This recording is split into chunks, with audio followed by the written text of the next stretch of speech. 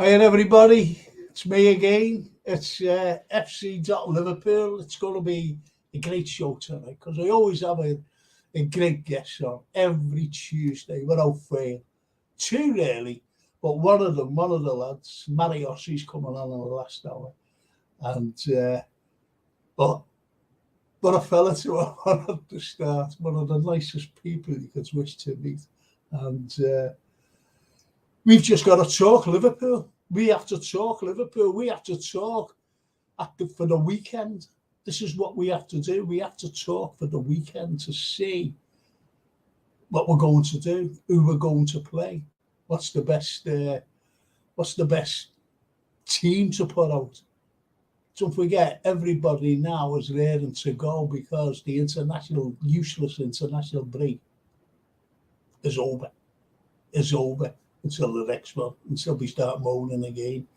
But anyway, let's get started. I just wanted to say hello to these people first. And it's the lovely evening, Frank. Evening, Arthur Schofield. Hello again, Frank, and your guest tonight. Thank you. Thank you, Arthur. And Brian Edley, good to see you, mate. Are you feeling better? No. No, unfortunately.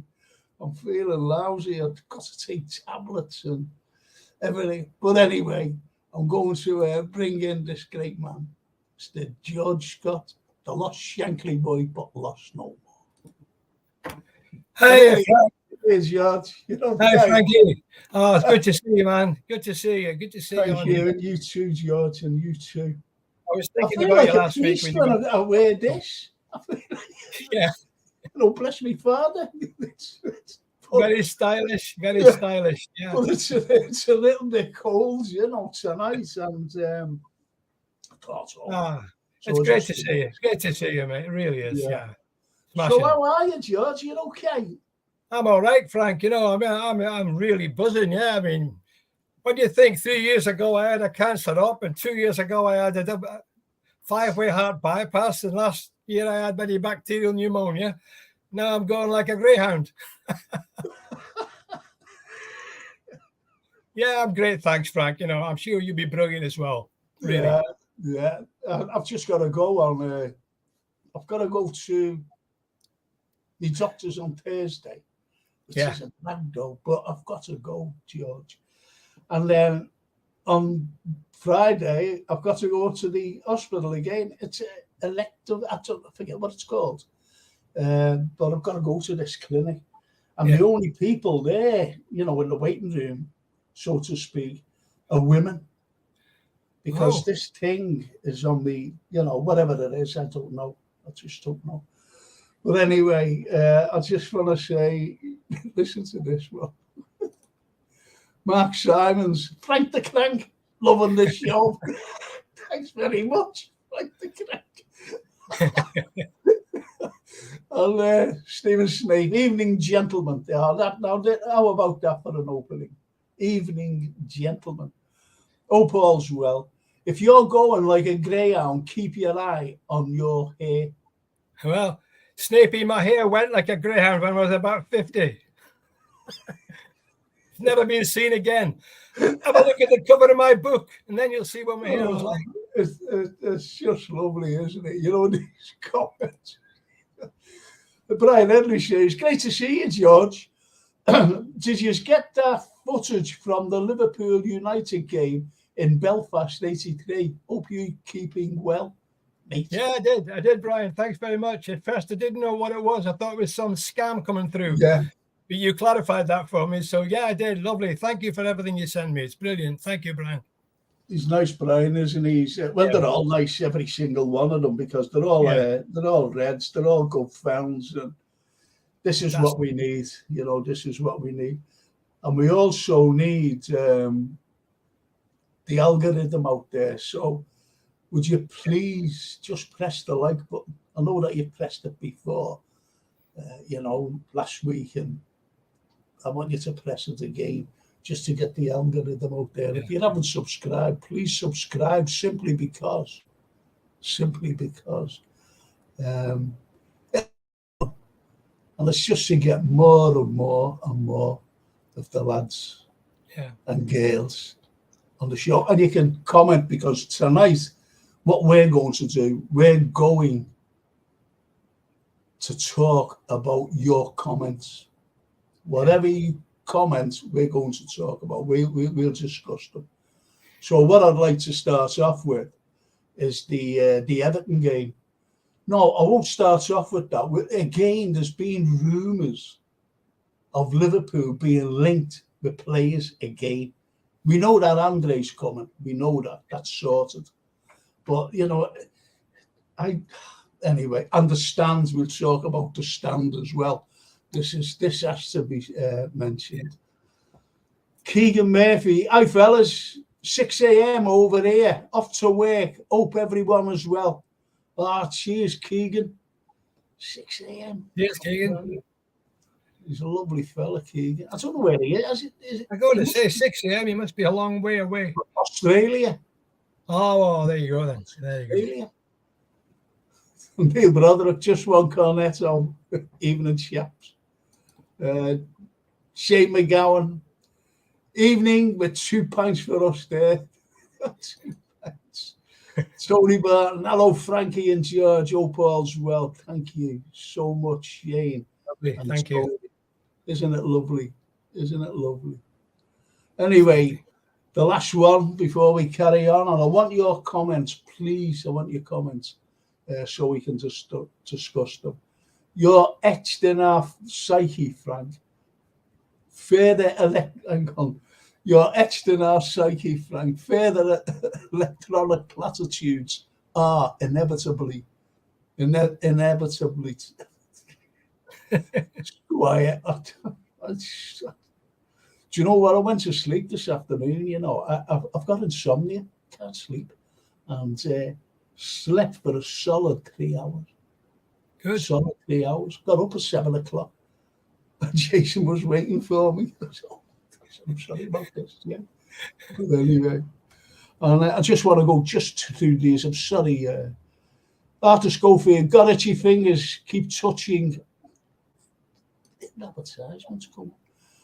Got itchy fingers. Keep touching the wrong icon. Anyway, I managed to catch your last 2 murder cases last night and found a cameo case interesting. I was around at the time, says Arthur Schofield. Thank you, Arthur. I'm glad that you enjoyed it. I'm going to do Jack the Ripper. I don't think it'll be next week, but it'll be the week after. Might be next week, I just don't know. But Jack the Ripper is the favourite of mine, to be honest. Charlie Woods, even if Frank, hope you're well. Also, George. Hi, Charlie. I'm jumping on my... yeah, he's from Australia, Keegan. I'm jumping on my kangaroo now.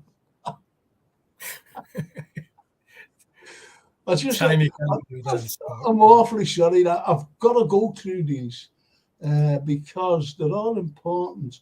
So sad about the Swedish, football fans last night. The world has gone mad. Absolutely. Absolutely. It was a shocker. It was a shocker. Anne says, does anyone agree with me when I say the 1988 side is the greatest in our history? I've never seen football like that side played. Even Tom Finney said it was better than Brazil. We'll go on to that. I'm going to ask, that's a cracker.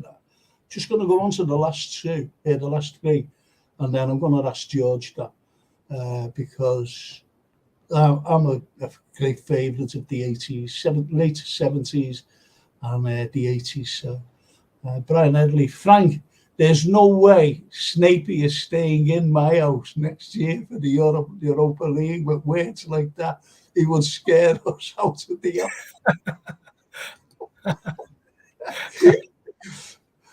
Steve Evans is a good friend of mine. Even if Frank and George still fuming with the club over the tickets for the derby, anyone who wonders why the owners get grief, look into what they are doing for the derby. Yeah, just look at that's terrible, and can't wait for the Everton game. Szoboszlai and Nunes to score. That's from Keegan Murphy, and that's straight from the camel's back, not the camel's back, the kangaroo's back. Anyway, hiya lads. What is your favourite derby goal or memory of all time? Super Sub scored a stunner at Anfield in the 70s. Yeah, he did, because he cut in from the right and he went right through and he hit it. A cracking goal it was from David Fairclough. I was there for the time. Absolutely. My favourite goal from the derby was Sandy Brown's for Everton against his own goal. Was that on the Glasgow Street then? Yeah. Oh, the beauty. I was jumping up and down. Sandy was just I think my pal Bobby Graham scored one of the other goals. I know that, but Sandy Brown scored a stunner right through his own goal. Was it 3-1 or something like that? 2-0, 3-1. It was something like that.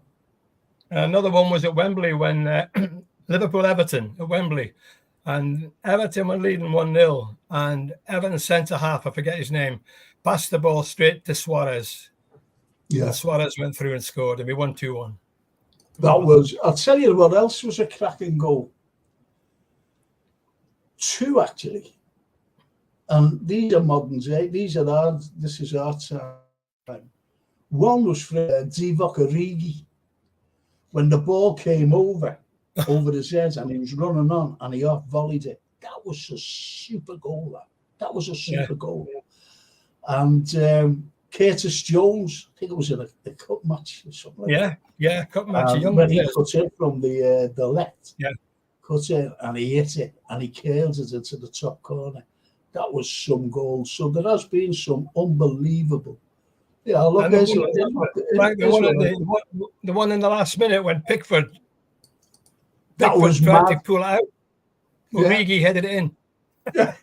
Do you know what though? You know, you're talking about that. You noticed Virgil, big Virg, he tried to volley it, from outside the area. And he knew that it went up in the air and he changed his back and was walking away at the top of the bar. Little arms, he didn't know what to do. And then Origi, that was unbelievable. And what about McAllister's 40-yarder? Yeah, free kick, Goodison, Steve Evans says Beardsley goal at the Cop End in 87. And he got a hug off the lad in blue. It's a 12:30 kickoffs for Liverpool. The nearest team has played 7. Something doesn't add up. That's we've played 13. 13 we've played now. Yeah. Lads, we need to start one of these early games strongly. Make it look like we enjoyed it. This will stop the Premier League putting us into that slot. Good point, actually. Beardsley's goal, says Anne, versus Everton in 87. Left foot cop end. Brilliant strike. Beardsley was a magical player for us. Yeah. And Shuey got rid of him. Which I was going mad.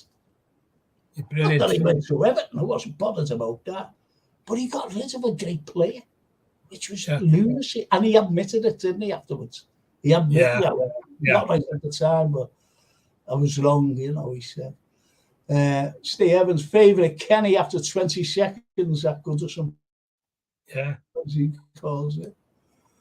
Yeah. The Origi goal, says Charlie, when Pickford knocked it into his own net. Yeah. The one when Suarez did a swallow dive in front of the bench, in front of the Moyes, after he scored at Goodison. And King Kenny's at Goodison in 86, first 56 seconds. Yeah, that's just been mentioned. They're all going on about the best. Who said it? Who scored the best goal? Ray Outneder at Goodison, think it was 88, says Brian Headley. Anyway, right, let's I want to go back. We can still carry on with that later on. I want to go back really to what Anne said, that the 88 team the 88 team was the best she's ever seen. Would you agree with that, George? Yeah, I think so. They had some incredible players. The late 70s and right through the 80s. I mean, the players we had were phenomenal. We had Big Hansen and Lawrenson and then, some really wonderful players in that team, right through the squad. I mean, obviously the 60s team was brilliant, and then the team Shankly rebuilt again was brilliant. But certainly Bobby Paisley's teams were fantastic. Yes, absolutely. Kenny and, just wonderful legends. Very, very few clubs have had the pleasure of players like that playing for them, as many of them at the same time. Yeah, well, when you look in the 80s, when we won 3 European Cups. Yeah, absolutely. With Dermot and, European Cups. It's Phil Neal. Yeah, unbelievable. Unbelievable. That particular team. Every one of them were world class. Yeah. You get that sometimes, don't you? Get that sometimes when players just come together at the right time in their peak, all know what they want to do, and well coached by Bobby Paisley and the backroom staff and Ronnie Moran and them. They didn't like to lose, and they very rarely did. Yeah. There's an interesting little thing before I go on to the others, because Keith Taylor's out there. Keith, do you want to come on the show if we send you the link? Would you like to come on? It'll be great if you could, because he's just sent a message through anyway. So let me know, Keith, please. Right. Keegan Murphy says, I'm still waiting for United to have an away game this year. They've played about 8 games at Old Trafford. They haven't won many either. No. But it says bad though, isn't it?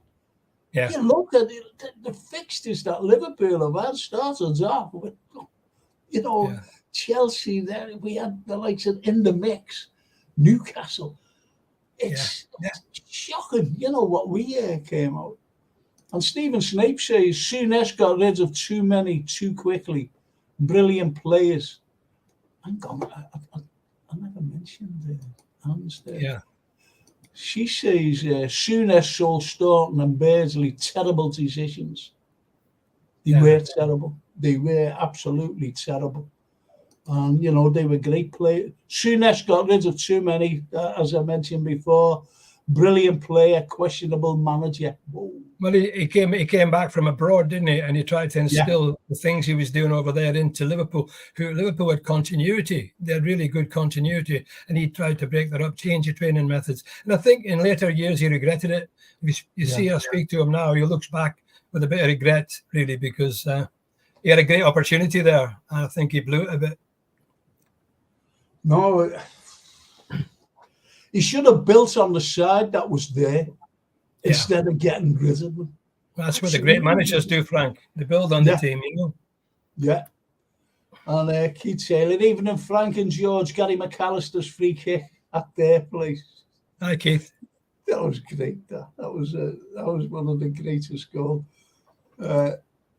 Charlie Woods, they are still going on about Mbappe. We'll be talking about these silly rumours again with all these players that were linked with. We just have got to. I just don't know. I want to talk about that a bit later on because of these rumours, but especially with Bayern Munich. Yeah. There's two lads there, Sane and this other lad. Yeah, seen that, yeah. Sane used to play for Man City. Yeah. I just, this young lad,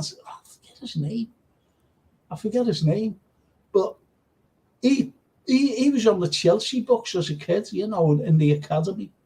Yeah. So, if they did go after him, that's fine. Because, again, then it'll be homegrown.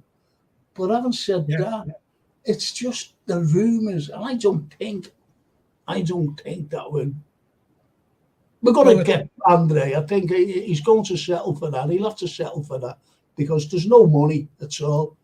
Well, they're talking about a new director of football coming in as well. Somebody Klopp knows in Germany. Yeah, but he knew that Schumacher, didn't he? Yeah, but he's only here for a short time, isn't he? Yeah, I understand that. But anyway,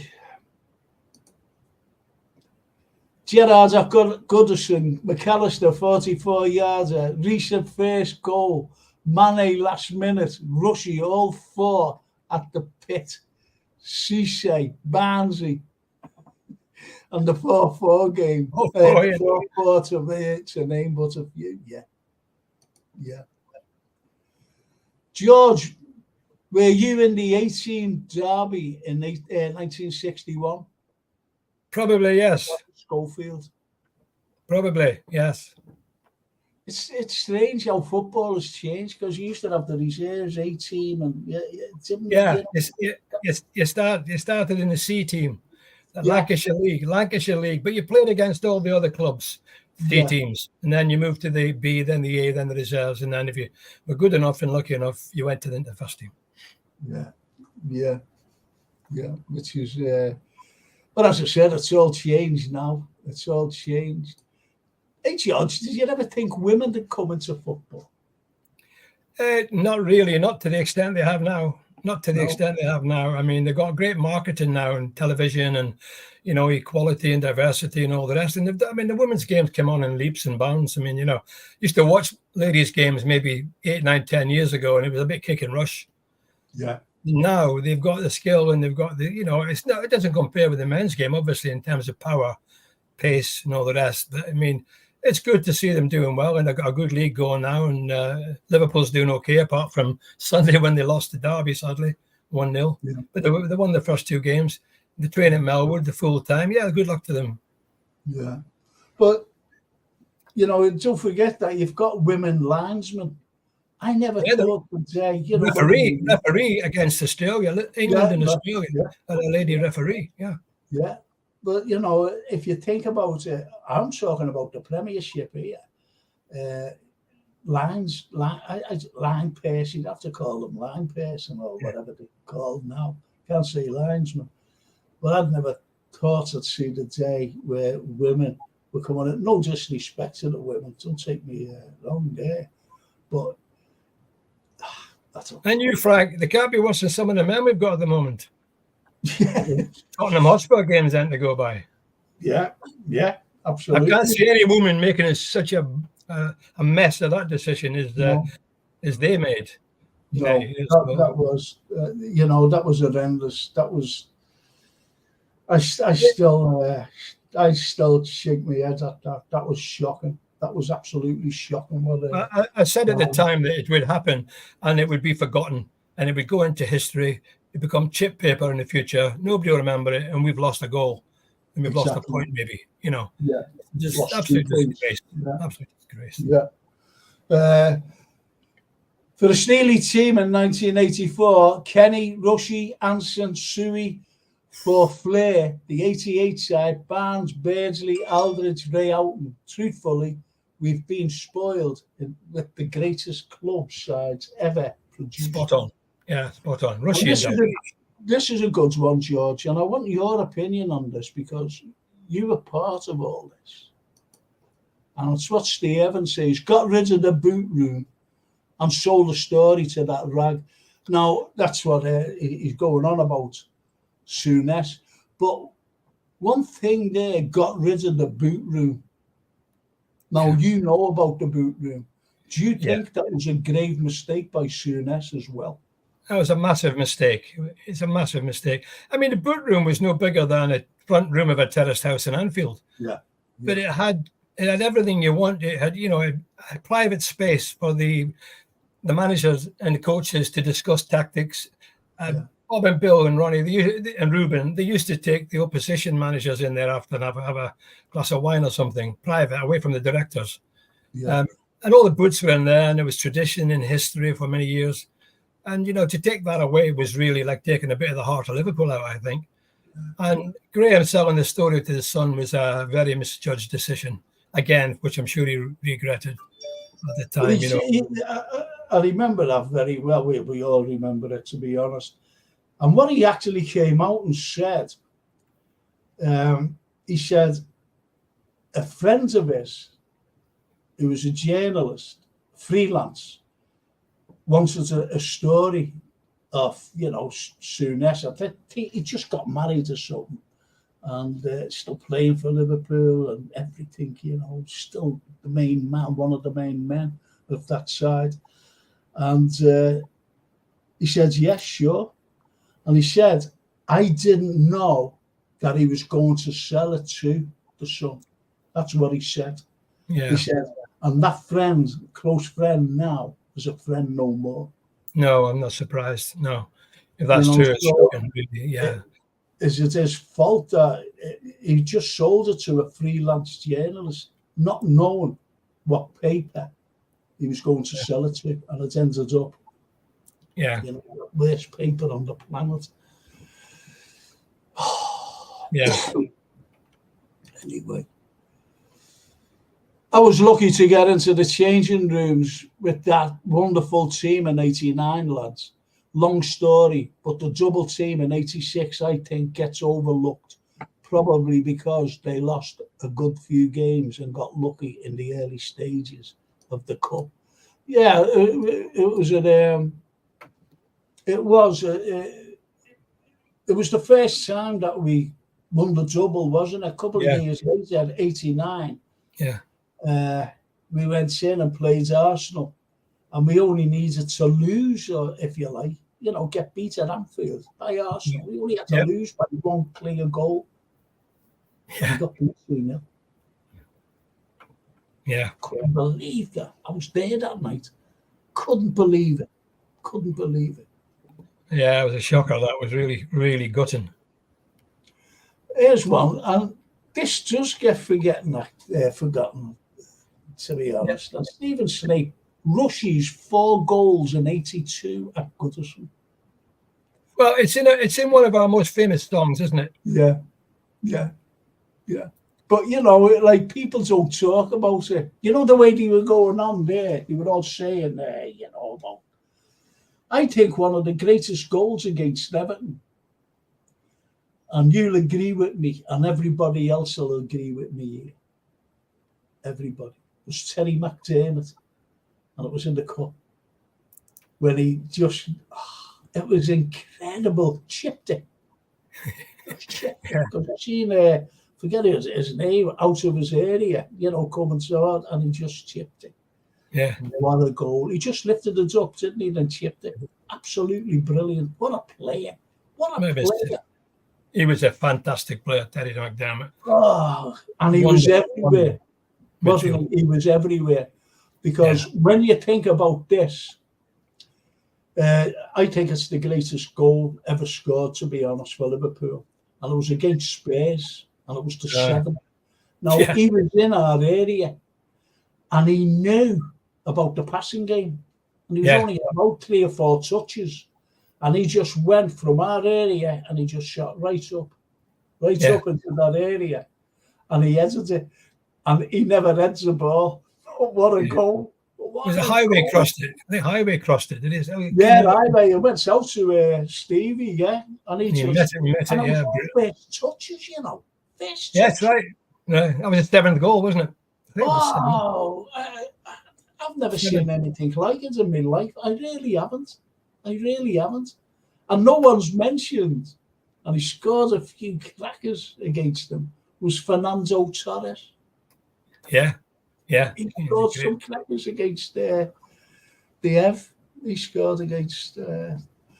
Okay, now I'm going to get onto this because I mentioned about the rumours about Liverpool. Arsenal are in for Andre, Frank, so it's not done and dusted. It is, Mark, so you can tell that to your kangaroo. It is. It's done and dusted, believe us. That's it. He's coming to Liverpool. He's coming to Anfield, yeah. Yeah, he is. So don't worry. Arsenal can go in for anybody, but he's coming here.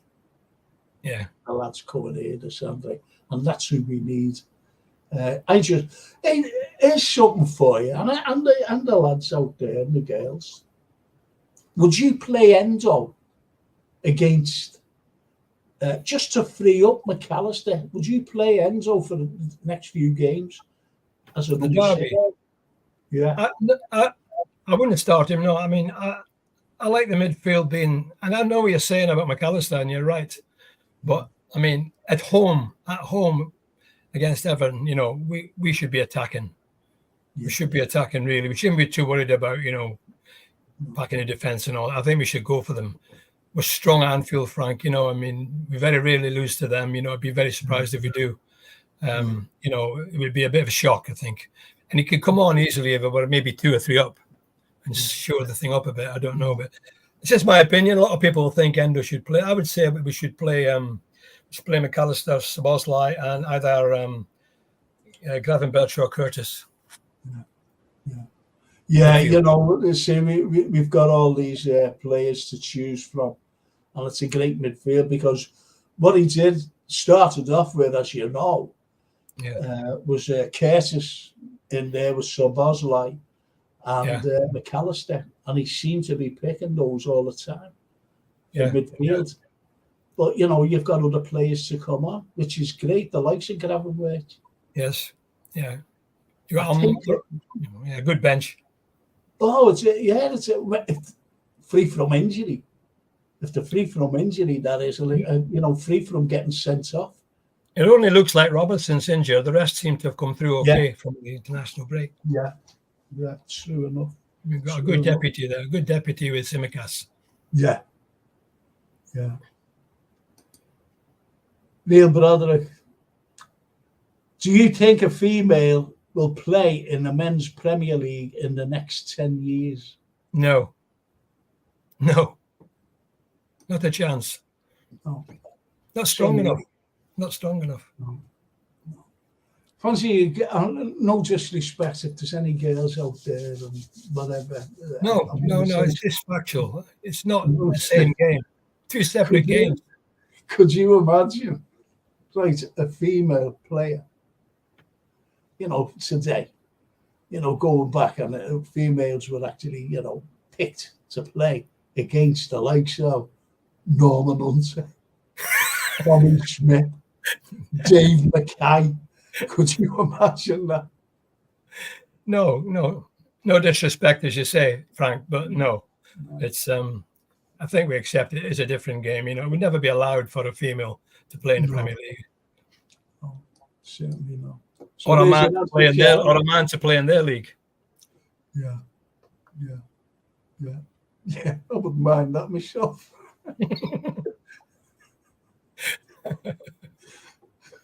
Oh no, I shouldn't have said that.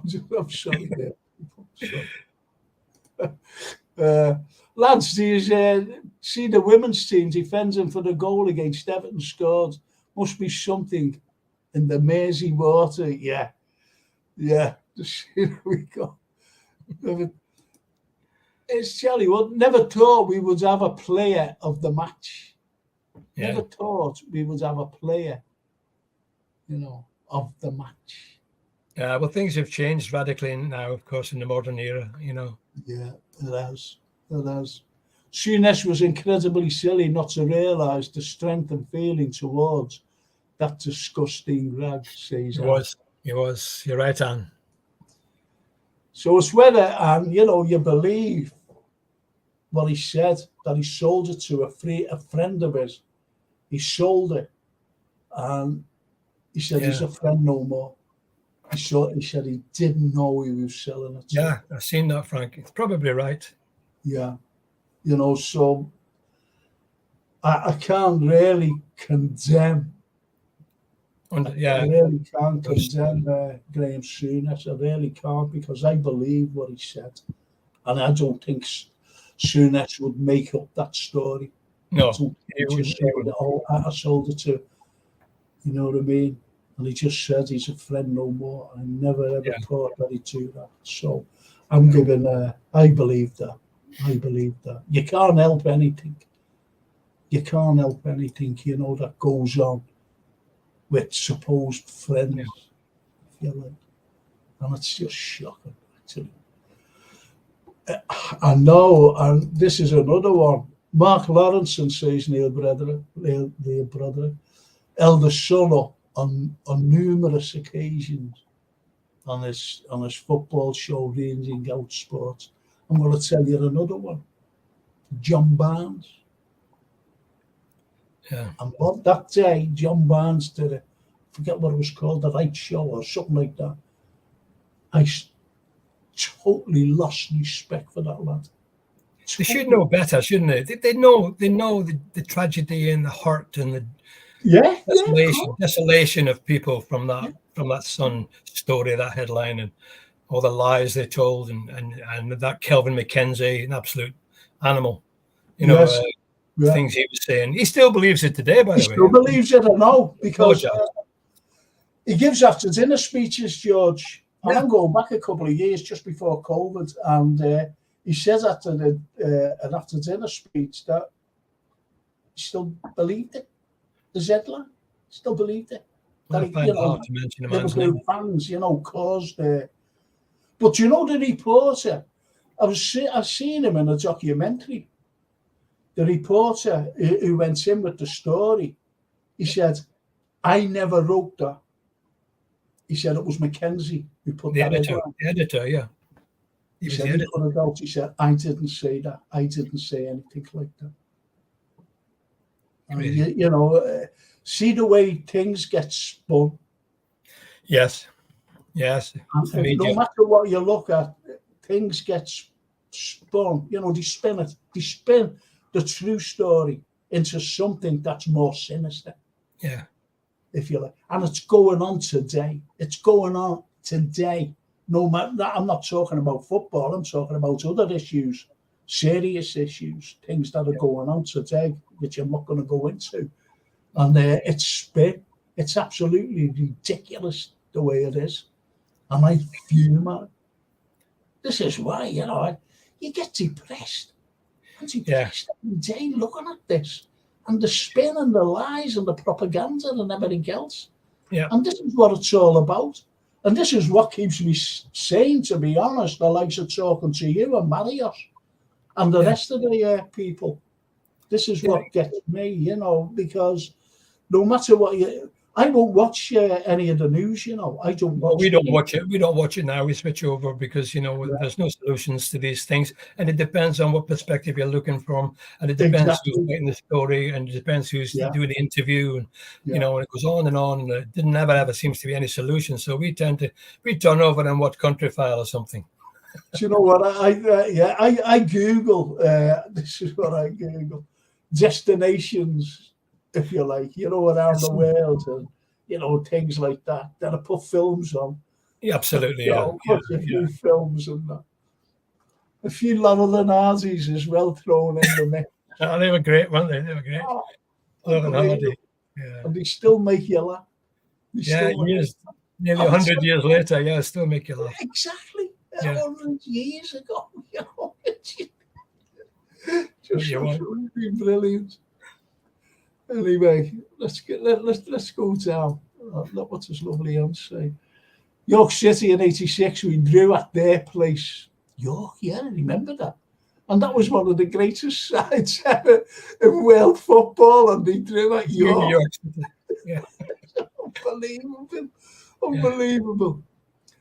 And Charlie Wood says most sports channels and radio shows are owned by the scum. Yeah. It's Rupert Murdoch, isn't it? Rupert Murdoch's companies. Yeah. Honourable. I can't say too much what I feel about that man. No, best keep off it, Frank. There's no winners. And when you mentioned that Mackenzie, I know, makes my blood boil. We were one of the lucky ones, my wife and I. My son was 7 places from the front behind the goal when he got out. Yeah. God knows what would have been like if he hadn't. Yeah. The football played by Alan Hansen in that derby in '82 was ridiculous for the defender. I love Hansen. Yeah, right through. I loved Hansen. He was fantastic. The way he used to bring the ball forward from defence into the opponent's half and create space. A good defender as well. And he was Scottish, Frank, as well. Oh, yeah. I got it. Did he come from Partick Thistle or someone like that? Yeah, Partick Thistle, yeah, he did. Yeah. Jockey Hansen, we call him. Yeah, yeah. That's official. And when he came down, he was tall and lanky, and you didn't know what to expect from him. I know. What a player. I forget when it was the World Cup. I think it was 82. I forget Yeah. 84 or something like that, and he wasn't picked for Scotland. Yeah, crazy. When they play over in South America. That was Ali McLeod. Ali McLeod. Yeah, he had about 100,000 at Hampden to see them away, to see them off, thinking they were going to win it. Yeah. And you know what? I'll never forget this when you mentioned that Ali McLeod. And the image I've got him, I forget who they were playing against.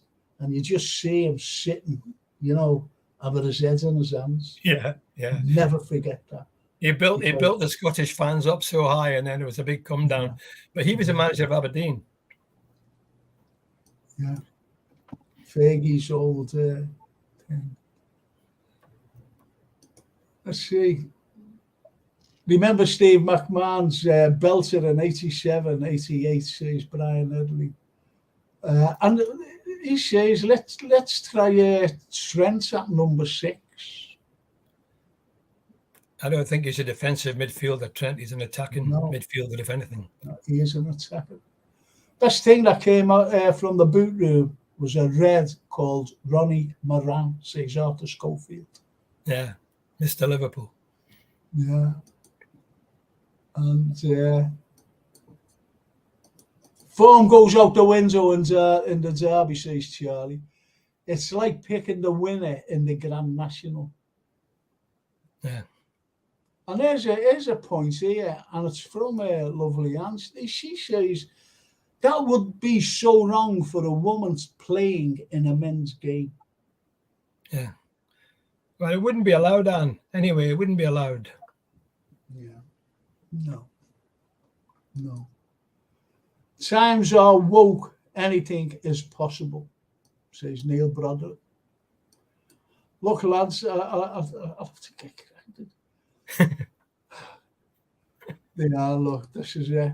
Charlie Wood says the right stuff and the Jeremy Vine show always promote the scum. And that's what he was on, the right stuff. I always remember that. And I'm being honest here. I was at I had to go to a function and I didn't want to go because it was at the Shankly, with Clough's picture there.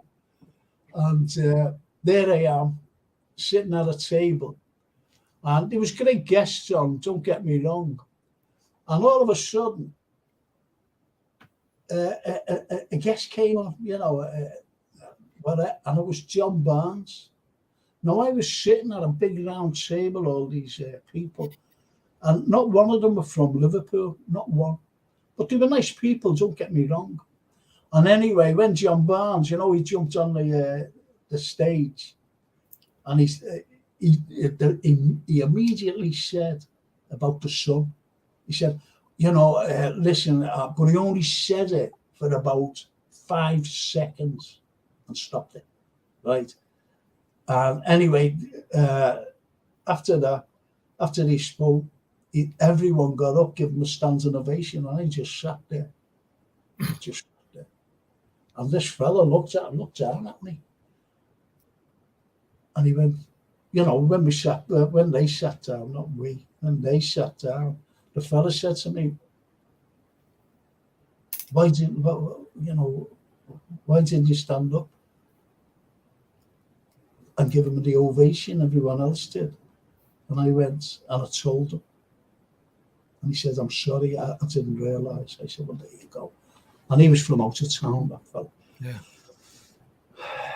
And yeah, look, George, what about Frank, the magician? He made Clough disappear. Yeah, the picture's not there now. I was in the other day. I met 7 of my old Shankly boys, the first boys that ever played for Bill. Yeah. We had a great reunion, and Chris Carlyle, Bill Shankly's grandson, bought us a free round of drinks, and they made a big fuss of us. Took a lot of photographs and stuff. And I had a good look for that photograph, and I couldn't see it, Frank. So I would imagine it's gone.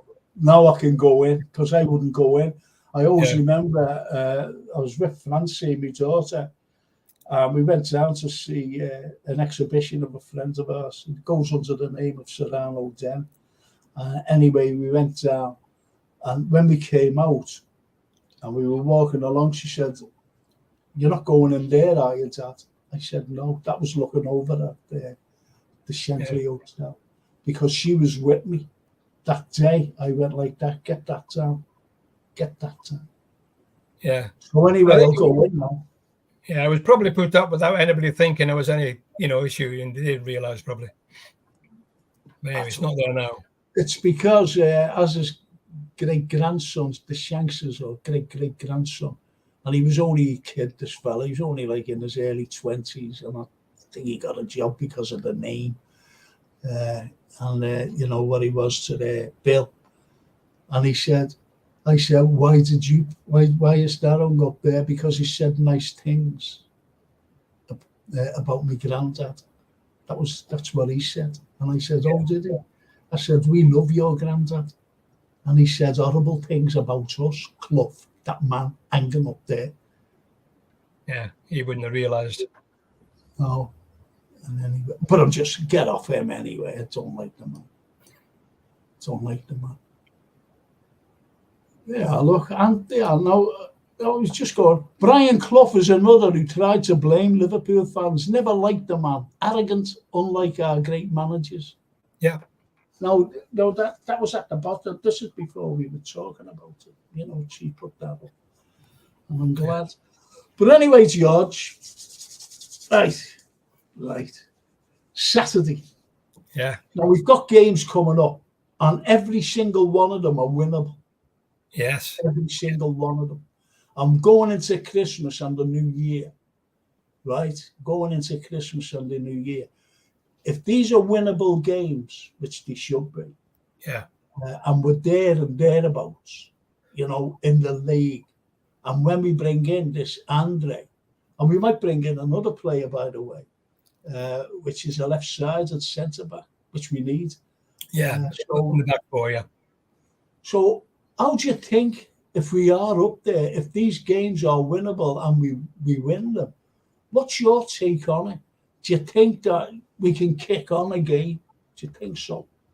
Yeah, I've said before. The last two disappointing games, by the way. Yeah, I've said before, I think if we can keep it tight in the defence, if we can stop leaking these goals, especially the early goals, we've got such a good variety in midfield now with skill and pace and a bit of steel.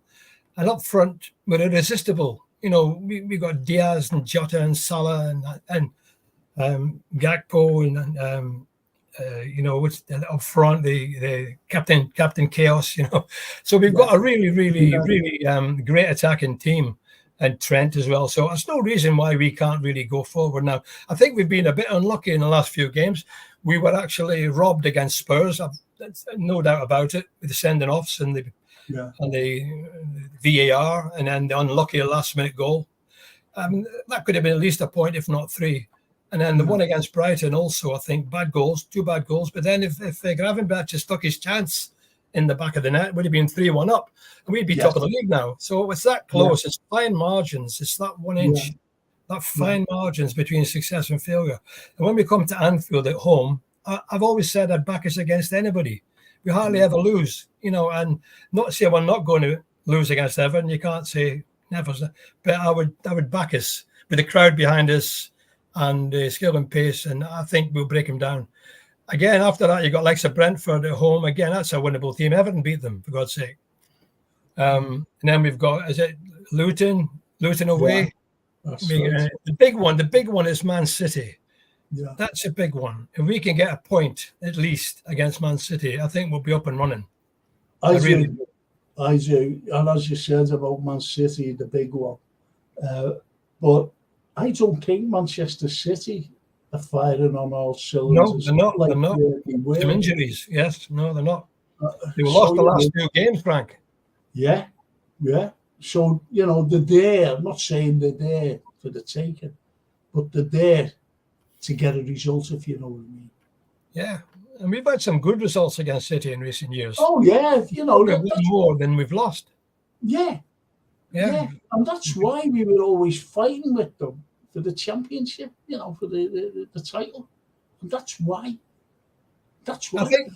I think Arsenal's the biggest danger, really. I think Arsenal look a good side at the moment. Yeah. Yeah. Made some good investments, some good players, and they've got a bit of money floating about. And, you know, they seem to be on a bit of a roll, but it's a long season ahead. You're right. I mean, depends on the next 3 or 4 games up to Christmas. Yes. And then have a look at the transfer window, get Andre in, maybe somebody else in as well, and away we go. And hopefully by then the stand will be finally finished. Have another 10,000 in the ground. That is I know. It really does me head in, that particular thing. I said at the time, you know, I really did, when, you know, it was announced at Buckingham, and people were actually saying to me, they're having problems down there at Craven Cottage. Why are they bringing them in? Yeah. Been proved right. And now what's happened, to be honest, George, is that the concrete is substandard that's been put in. So it might have to come out for health and safety reasons. And it's going from bad to worse. And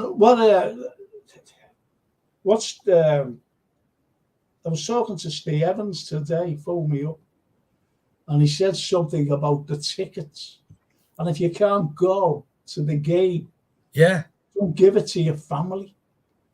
Give it back to us so we can give tickets away to people who want to see the game. I've seen that today, yeah. I don't understand that. I don't understand that at all. How can you do that?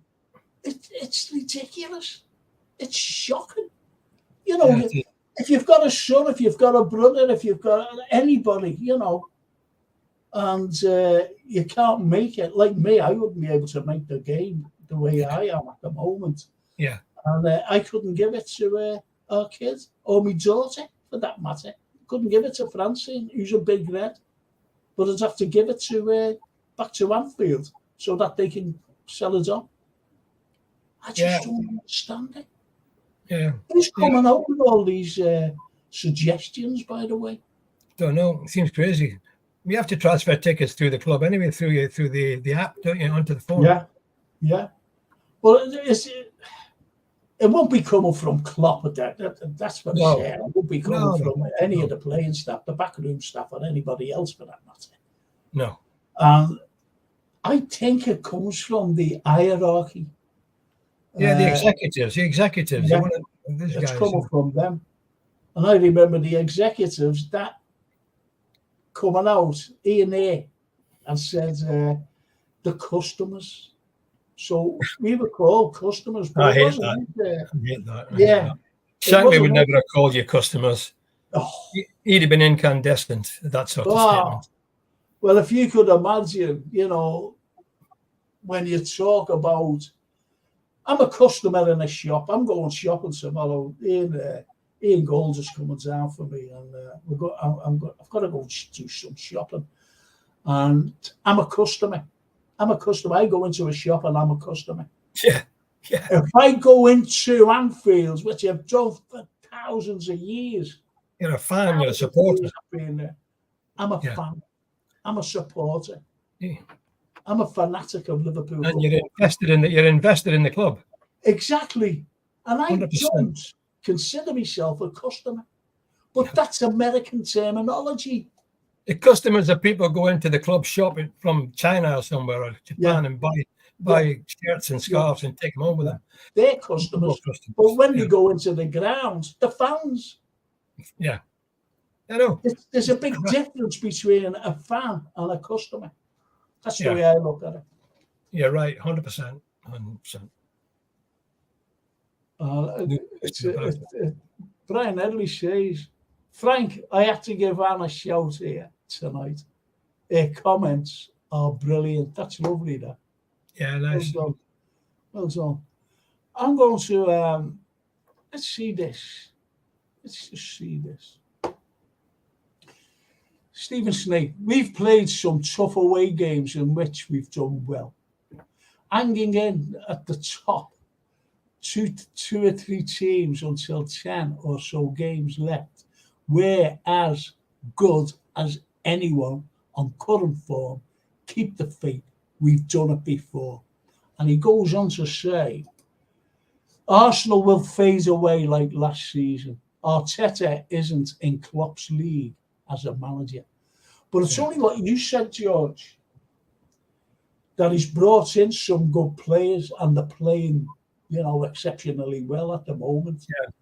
And I don't think that they'll just, I'm not saying they won't fade away, for the title or whatever. I'm not saying that they'll finish in the top 6 or they'll finish in the top 4. That's for the set. Yeah.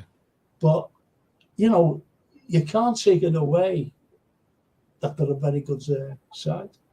What do you say? It's right what Snapey says. We've had a good start relatively, haven't we? We've had a good start, really. We beat Newcastle at Newcastle. That's a hotbed. That's a really tough place to win.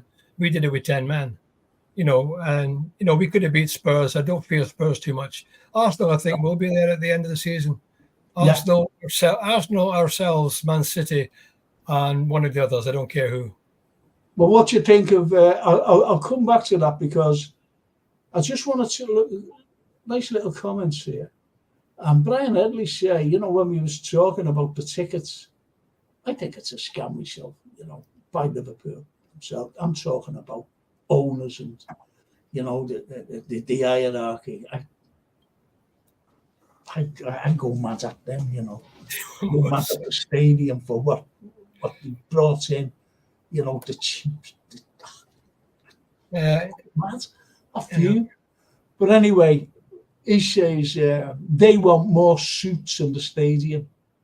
And they do want more suits. That's where the money comes from. That's why corporate hospitality. Absolutely. Absolutely. And Snapey says, customers buy things. Supporters like us throw our souls onto the pitch. What a good statement. What a good statement that is. How about that? And Soulboy Fran, a lot of talk about corruption after the Spurs game at referees with City connection, Abu Dhabi. But do you think they want a London team to win the league, Spurs or Arsenal? Well, you really have the southern-based, you're right, for the broad media. Yeah, they're all down in London. And they would love to see one of those teams winning. Because they were always, I'll never forget, they were always on the Chelsea, they loved Chelsea at the time. Marino was there. And really, what they were saying as well, it was after the penalty, if you like, the goal, and it should have been a penalty. But what they were forgetting was the bigger picture, because Peter Cech would have been sent off. Yes, the penalty would have been allowed. And it was over the line. He was over the line, It was over the line. But they tried to make a meal of it, that they were cheated. They were cheated, by the referee and Liverpool itself. So, the Marino press down there, with all they're totally biased. But you've got press up here who support Manchester United, as you know. And Liverpool is second fiddle to them. I mean, in the media. How lucky were Man United the other day? They're 1-0 down. It's 92nd, 93rd minute. And they get 2 spawny goals, just break of the ball, and they score. That's 3 points. If they'd lost that, we'd have been about 10 points ahead of them. It's only about 10 games. Yeah, absolutely. And this is the way it is. But if that was to happen to us, we would have been made up. It was like Allison. West Brom. We needed a win. We nearly needed a win. I think Big Ali last minute comes running off from his goal. And I went like that to my mate, James Allen, we were watching it. I said, what's he come up for? And James went like, for that. Yeah. That was that was the most dramatic thing I've ever seen.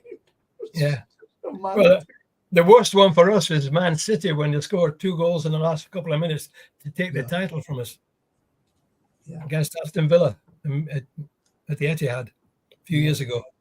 Yeah, absolutely.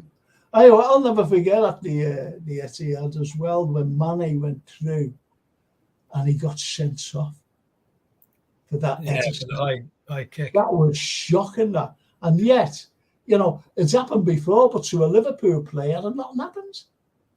Yeah, Nothing I know. happens. And it was that Edison who got him sent off. He's doing all this and, send him off, doing all that. But you get a yellow card now for doing that, don't you? You do, yeah. Good. Right, Ray Thompson, all the way from Portugal. Ray lives in Portugal. Lovely. And he says, too much money has ruined the sport of football. Money creates corruption and greed. Just watch the Rugby Union World Cup in France happening right now.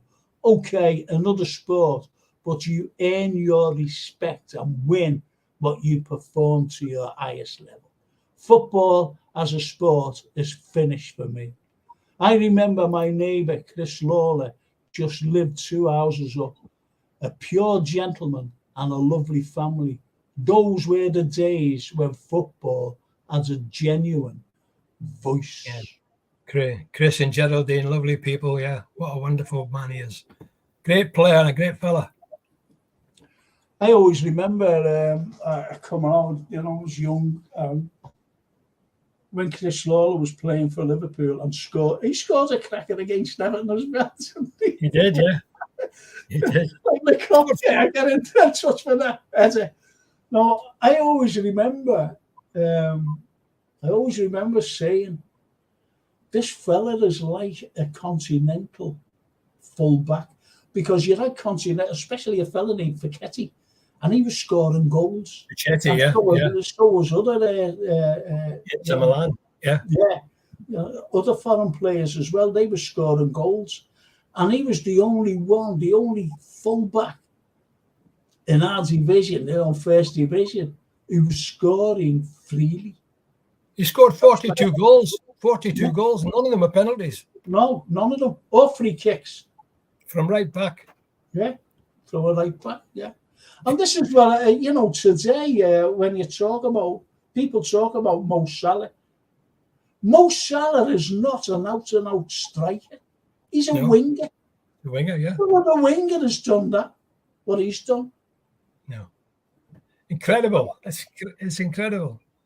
I think he's one of the great, he's still... Of all time, yeah. Of all time for Liverpool Football Club.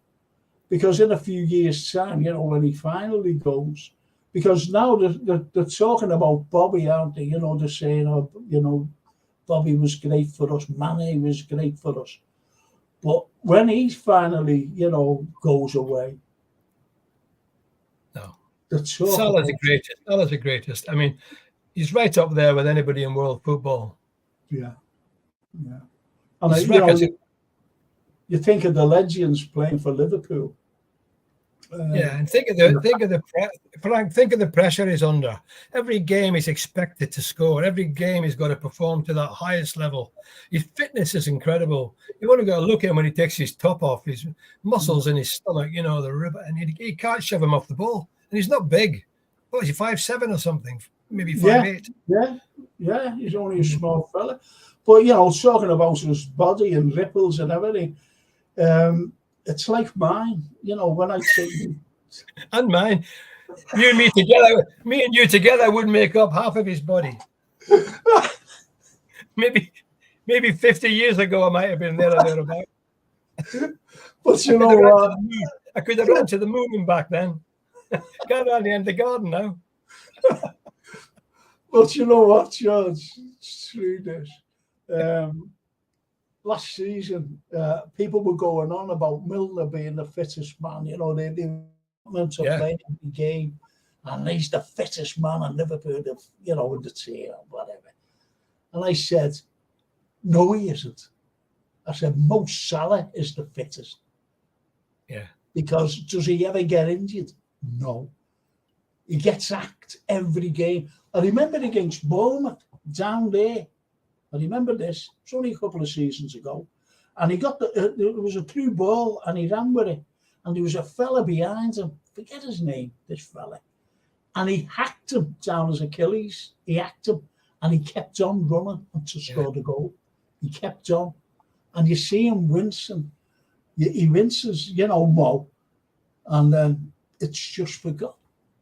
It's just forgotten, the wince and everything else, and he just celebrated the goal, but he was hurt then.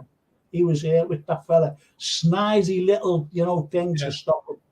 The only time he was really injured was against Real Madrid when the big centre-half was final. That was a genuine injury. I mean, but other than that, he's never been injured. He's never been injured with poor results. Like Thiago and these guys, Keita and young Basic. I mean, he's not had that at all. No. You think, like, they say that with Basic, he's a great player. And he's going to be great for us. Yeah, but he's still growing. Because what they're coming out with, they're trying to compare him with Steven Gerrard's injury. When Steven, he was going out, and they were saying when he was growing. When he was that age, when he was the same age. Yeah. So whether that's true or not, I don't know. I really don't know. But if you look at us again, and Thiago, what would you do with Thiago? Would you let him go in January? I don't want to buy him because is he? I don't know whether he's fit again or not, because he did get injured, didn't he? Again, training. I think all he could do is, if he's fit, play him in the League Cup games and things like that, and see how he goes. Yeah. If he gets through it, then you can slowly bring him back in. But in this season, if his contract's up, I would imagine Liverpool will let him go because he's not an asset. He's getting a lot of money. He's getting a lot of money for sat on the bench, or not even sat on the bench. No, he's not a set. He stands in the physio room, the treatment room. Yeah, I know. So if you think about it as well, people, I've seen that's why I've gone off Facebook. To be honest, I'm off it. I'm off it completely because these sites, Liverpool sites, and they say, wait till Thiago comes back. Wait. What the forget? I commented, and I said, wait till he comes back. When? I said, and if he does come back and he's fully fit, do you think he'll play the weekend? And people go, he's there. And I went, he hasn't played since February. No, he hasn't played since February. He hasn't had a pre-season. He's not match fit. He'll be knackered after 5 minutes. You can't come off the treatment table and straight into the Premier League, and expect to perform. No. You need at least a month. Of course. But anyway, Kenny is the greatest, and he says Oliver Twist is a Scouser. How do you know that? You probably told her. That's it. I was at a function. And he kept shouting over to me all night. He was going, hey, Frank. And I went, what now, Kenny? He said, Oliver Twist. He's a Scouser, isn't he? Yeah, he's a Scouser, Kenny. I never knew that. He was a Scouser. Yeah, it's Dickens. Yeah. Wait till me play comes on. I'm going to, in tribute to me old mate. When's it coming out, Frank? When's it coming out? Is it on the boil? Is it? Well, the script is written, and COVID. It was all ready to be performed in the concert room in St George's Hall, and it was in the June, and we had the cast, we had everything. Poor Jake Abraham, who died. And that's sickened me as well, because I couldn't go to a service because I was in hospital. You say I had to go there. I had to get these things. So anyway, the play is called A Reflection of Dickens. I've got the poster there. When you come down, I'd love you to come and see me, George. I'm going to come down, because I'll tell you why I'm going to come down. I was invited on Friday to a thing at the Hotel Tia. Raghill, Asnes. They've got a do on there, which they've developed. Would you believe this? They developed a Shankly whiskey, Bill Shankly whiskey, and it's a special batch. And she's invited me there, but unfortunately I can't go because I'm talking at a football dinner, a golf club dinner. But I'm going to go down maybe next week, a week after. I said I'll come over and I'll definitely buy a bottle of Bill Shankly whiskey because I'm going to give it Frank. So I've got the Scotch for you here. It's a malt actually. We'll swap him. Swap them then, yeah. That'll be lovely, that, you know. I can't go on Friday, sadly. I'm a bit disappointed. No. Ian Kelly's going to be there, and Phil Thompson, and Karen, Bill's granddaughter. But I can't get out of a dinner. You know, I've committed to do it. So, but amazing, Bill Shankly. Can you imagine Bill Shankly sponsoring the whiskey? You're an athlete's son. Don't think that. No. Absolutely, bro. I'll send you a picture of it. It's amazing, a lovely label, brilliant. Yeah. Oh, sorry. No. Snapey says Mo Salah is in that bracket an icon of the club. The statistics speak for themselves. Absolutely, certainly do. Yeah. And that says, did George come across Billy Little? Of course he did. In his time at Liverpool. I scored a goal from a header from a cross from Billy Little. How good is that? Just 1 minute of it. I'm sorry about this. Yeah, I was in just 1 sec. I was in training, and Billy was on the touchline at Melwood, and ball went out of play, and Billy crossed it back into the goal, and I headed it in the net. So I was quite proud. I wasn't in a match, but I was playing in the training ground and managed to get a goal from a cross by the great Billy Little. I just want to add this. I've got to add this because the match is coming up. Now listen, people. If you want good merchandise for Liverpool Football Club, get up to at Scarf or Badge, and he opens for 2 hours. Before the game, right? Every home game he opens, but you can also get the merchandise on. You can also get the merchandise, and he's great, Michael Dean, small business, and loads of people there. You can see there is Robbie, got Robbie there. You know, Roy Evans, you've got him there, Jamie as well, and the chef. I was on the telly with him, the chef, and big Liverpool supporter, and he made a cheesecake, and he went, "Yeah, there's a cheesecake, big thing," and no one wanted a piece, and I said, "I had a piece, and it was lovely." And I said, "Can I bring that home?" He said, "Yeah." So I brought it home, the cheesecake. Anyway. But he's a brilliant lad, great merchandise, as you can see. And unfortunately, I left I wore them when I was away, and I was sorry because they've gone on me, and I haven't got any more. My little HSOAB merchandise. Brilliant material, by the way, as well. Anyway, and this is Ferran. If you ever want a thing, Jamie Phillips, he's a lovely lad, and he's got a great show as well. He really has. Jamie, love the lad. And there you've got Marios Manzos, the social one.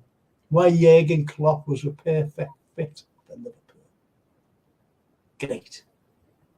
Great for our Marios. Great. Number 1 it went. And there's where you're at. And one of the lads, he was great. Where is he? Hang on. Oh, this one. I forgot about this one. And it's the Lost Shankly boy. And this is for you, darling. If you want to listen to George and get the stories and everything else, you've got to buy this. You have to get it. The Lost Shankly boy. George Scott's Anfield journey. And Jeff Goulding, he helped him with it. The ghostwriter, there wasn't his story. But Jeff Goulding is one of the wonderful authors of every Liverpool thing you can think about. Great author, all about Liverpool is Jeff. He's been on my show. I respect him dearly. The Reds Odyssey, we conquered all of Europe. These are like, you could sing that. We conquered all of Europe. You know, you just read the titles. Yeah. So the lad, Jeff, honestly, Jeff Goulden. Great books. If you want anything about Liverpool, get Jeff's things. I'll have to go through them now. As I said, the Lost Shankly Boy. The Lost Shankly Boy. Absolutely brilliant. Mine's in my bookcase there along the together. But I've got that many books, you know, the shelf. I don't know what shelf it's on. No, Marius was there. I would have got it. I would have got them and brought them out and said, yeah, look, this is what it's all about, Sam. And obviously, The Voice of Anfield, a fantastic book written by a true LFC legend, says Jurgen Klopp. That's lovely. And he's a lovely fella, this George, as well. Yeah. And this one by Keith Salmon. Keith Salmon. We have dreams and songs to sing. Wow, what a title as well. So every one of them are great titles.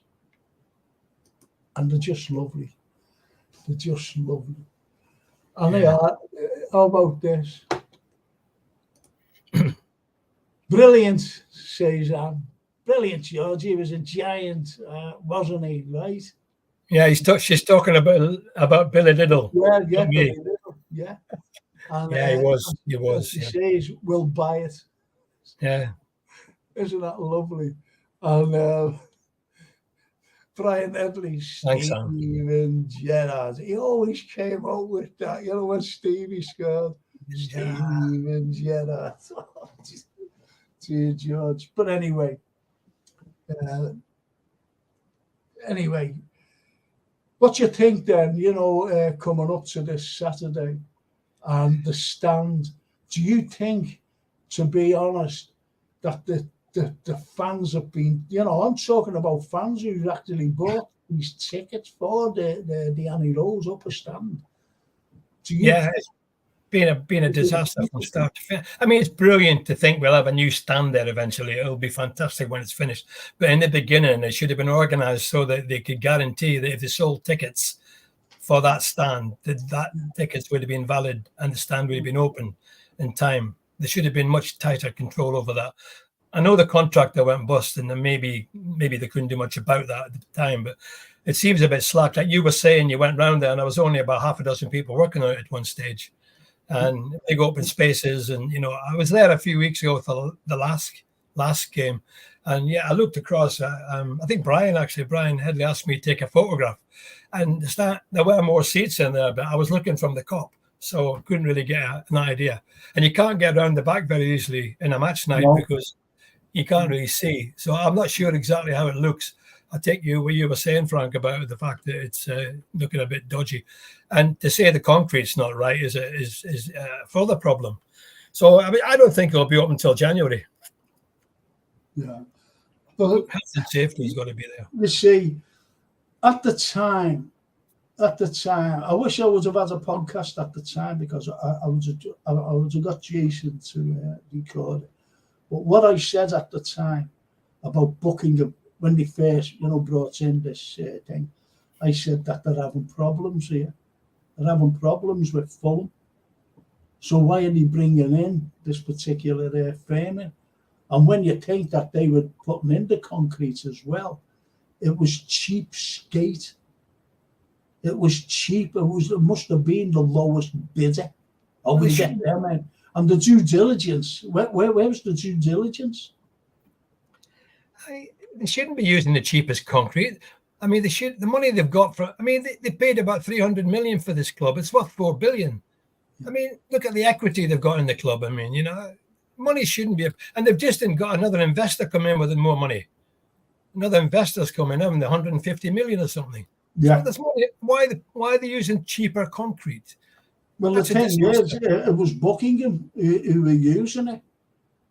It was Buckingham, and this is why, you know, don't forget, if you're going under and you're trying to keep up to get at the end of the job, you're going to use the cheaper materials. You will do, no matter what. No matter what you're building or whatever, you're going to use the cheaper materials. It's like, say, like you want a big rug, and you're not going to get a Persian rug because they're the best in the world. So you get an imitation one, which will wear out in time and curl up in time as well, with time going on. And that's the way that these people work. You just there not laws in place? Not laws in place to guarantee the type of concrete or the resilience of it and the length it would last. You can't just put any old concrete in a stand of that magnitude. There must be rules and regulations. Well, that's why they've come out and went on like that. Whoa, you know, inspectors must have gone and gone, this is substandard. Yeah. This concrete is substandard. So we've got all that now. So that might have to come out. That doesn't bear thinking about that. It doesn't, does it? It doesn't keep the... It's the way it is. Let's wait and see.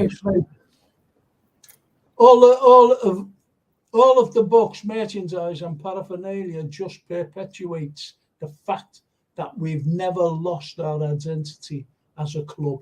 People write and sing about us with an unabated pride.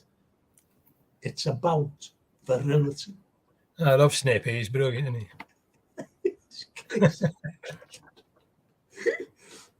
And Brian says, Frank, was it the same group who built Fulham's stand? Yes, Brian. It was the same group. Buckingham. And it's shocking. I said at the time, why have they got these in? And even last year, I said, there's no way that's going to be finished for this season. You know, because they said, it's going to be finished in the first game and it'll be great. And I said, there's no way that's going to be finished. There was too much to do. And all of a sudden, I seen 3 lads, honestly, working on the roof, on the roof. These drones going up and showing you how what the progress is. And this lad, he goes up and he was on the roof as they were putting the cladding down on the roof, and it was nearly completed. Yeah. 3 fellas. 2 fellas were carrying the sheets over to a fella who was, putting it down. And I went, what's that all about? Surely to God that they need more men. And when you look at it today, you see big gaps everywhere. Big gaps still not finished. You were saying 3 months ago when nobody else was saying it, you were saying quite strongly, it's just never going to be finished in time. Yeah. I remember you saying that. I just presumed it would be finished and everything was in place and be open for the derby. Yeah. But no, you said that and you're right. Yeah, because as you said about the derby, they said, it'll be open for the derby. No, it won't be open. I looked at it every single day. I said, there's no way that'll be open for the derby. And now it's next year. Yeah. It'll be another long time if they decide, if these health and safety and whoever does all these material things and say we need them concrete things out. And that means all the seating in the stand with new concrete put in. How long is that going to take? Because they're specially made, you see. The concrete is specially made. All concrete. Yeah. So that's the way it is, unfortunately, George. Yeah. Wait and see anyway. We'll see what happens. Yeah. Yeah. Not much we can do about it at the moment. We'll have to just carry on, don't we? We just carry on regardless. And just concentrate on getting the points. Yeah. And that's the main thing. That's the main thing, George, because who would you like to see in midfield on Saturday? I'm a bit torn, really. I mean, I was thinking initially I would be like it would be Szoboszlai, McAllister, and Curtis. But it doesn't really matter who we've got from the kickoff because they've got the flexibility to change it. You could bring in, you could have Gravenberch, Curtis, and Szoboszlai, McAllister. Can have any combination. You got Harvey Elliott on the bench as well to come on. You got Gakpo. Is Gakpo fit? I'm not sure he's fit. But yeah, I would say I would probably start with. I would still probably start with McAllister, Szoboszlai, and Curtis. Personally, I would. Bring Gravenberch on. We needed some power up front, pushing forward. Well, like just going back during the show, I said that Klopp always that was his favourite three. Yeah, and we had the ammunition as well on the bench in case something was going wrong, and to come on and change. We've got what people are forgetting is that we've got players on the bench who can finally come on and change the game. Last season we didn't. Yeah. Last season we didn't. Yeah. And then says, well done, Frank, 350 subs. Please subscribe to the Great Liverpool. Thanks. Great stuff. Thank you. Thank you, Anne, so much. Lovely, that. Really lovely. And Stephen says, I'll be going back to the team again after this. On structures of that type, even when the actual construction is complete, the inspection process is very protracted. They inspect even the smallest details to ensure public safety. It'll take ages. Yet. Well, they have to do those inspections. Now he was in the building game. He knows he's been in the building game all his life. He's worked throughout Europe, Stephen. Yeah. You won't get a certificate till it's 100%. Yeah. Yeah. And that's why, you see. I just don't know. Okay, there. Good calls, George. Play Curtis in there. Is Jota back, lads? Yeah, it should be. It wasn't a direct red, wasn't it? It wasn't a straight red, so he did get one match. No. There's Keith Taylor. Keith, I asked you if you could come on, You must have gone and done something. And missed what I asked. This is when you first came on. Would you like to come on for the last half hour? If so, Jason will send you out a link. Just let me know right away. Yeah, it comes so on. He says, as long as Elliott doesn't start on Saturday, I'd go with the McAllister, Szoboszlai, Gravenberch. Yeah, I wouldn't mind that. Because Gravenberch looks good. And it might do him good to start. You could bring Curtis on later if necessary. I don't mind that. Any of those guys, any of those three would do me. I agree about Elliott. Elliott's a match changer as a substitute if things aren't going too well when you're away from home. Yeah. That seems to be his role. It's strange, isn't it? The way. I forgot about this as well. It's that stupid break, isn't it? Curtis Jones is still suspended, says John Rooney. Is it? Oh, it's a straight red, wasn't it? Yeah, straight red. Forgot. Oh, yeah. I forgot about that. Well done, John. Yeah. Well, it's going to be Gravenberch, isn't it? Well, yeah, that's what Keith said. As long as Elliott doesn't start on Saturday, I'd go with McAllister, Szoboszlai, and Gravenberch.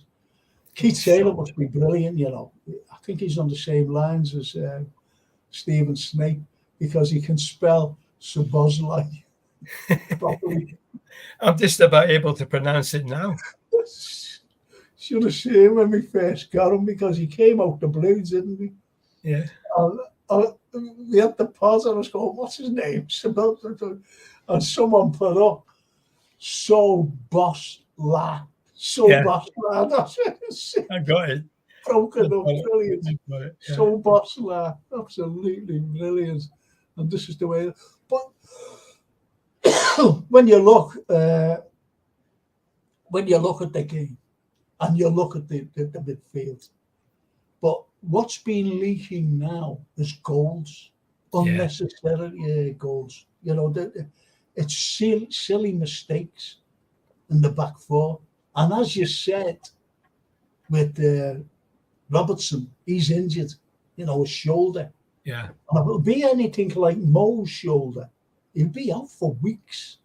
Yeah, dislocated shoulder. It's a month, at least 6 weeks. Yeah, there you go. So, Tsimikas, do you trust Tsimikas? He's got an opportunity, hasn't he? This is his big opportunity to stake a claim. He won't let us down. I don't think he'll let us down. He looks pretty cool. No, certainly he won't. And not only that, but in my opinion, he's he's a great crosser of a ball. Yes, he is. In fact, I think he's better than Robertson. I really do. I'm not certainly taking anything away from Robertson, but no. So Bosley, hang on, where am I? Oh yeah, hang on. And says, just thinking of Elliott, although a very talented player, but is he a Klopp-type midfielder? Physically wise, I mean. And that's a very good point, because I was going to come out and say about Elliott, because nobody has him in the three in midfield. Nobody picks him. Yeah, I mean, he's a really good player. I mean, he played for the England under 21s, and he scored a fantastic goal. I watched it on television, and he's got the talent, but I don't think he's ever going to be a starter. Didn't seem like Klopp likes to put him in the team. I put him in against who was it? Last match in Spurs, was it? No, Brighton. Brighton, he put him in, didn't he? He took him off after half an hour.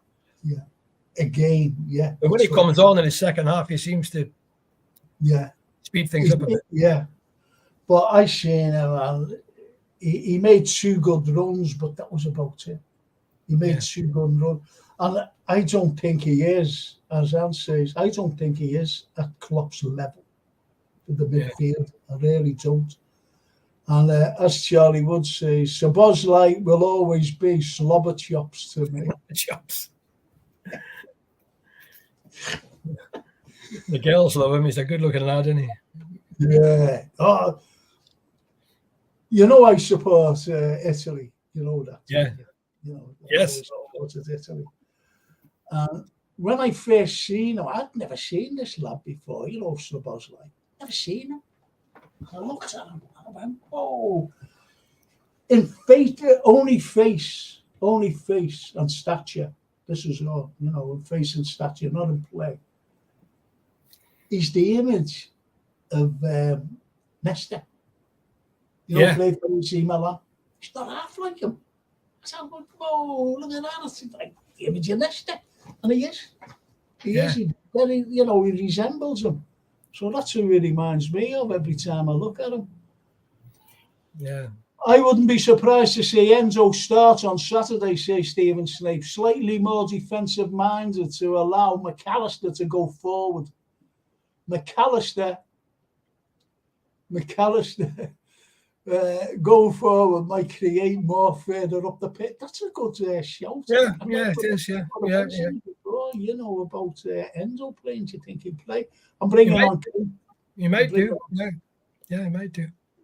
Excellent stuff. Hello, Keith. Hi, Frank. Hi, George. Okay. Hi, Keith. Nice to see you. Nice to see you, mate. Yeah. Saying, sorry. Go on, George. No, I'm just saying, nice to see you. I watch Keith sometimes on a Thursday night, and always love hearing what he has to say. Yeah, and as I said before, he must have done a quick comment and went out the room, because I said, didn't I, can you come on at all? But I'm made up that you're on now, and it's as simple as that. Do you know why I'm made up you're on? Because I have to take a tablet, a very important tablet, at 9 o'clock, and I couldn't get up and do it. Oh, no. So I've got you on, I've got you on to talk to George. And this is nice, this. Even Brian Edley, hi, Keith, good to see you, lads. How's your dad? Hi, Brian. Yeah, he's much better, thank you. Yeah, thank you. Good. Oh, that's great, then. I want you to talk about this. I want you to please talk about the defence as well. Well, I'll be gone 10 minutes. Is that all right? Of course. Yeah, of course. Yeah. I wouldn't be surprised to see Enzo start Saturday slightly more defensive minded to allow McAllister to go forward. McAllister going forwards might create more further up the pitch. Now, that's what he sees.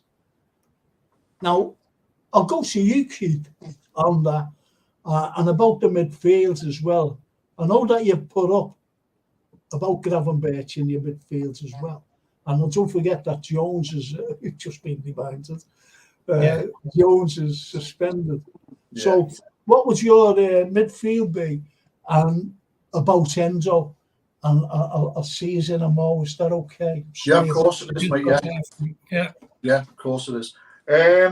So, first of all, Elliot for me, George, is he's not a 90-minute player. No.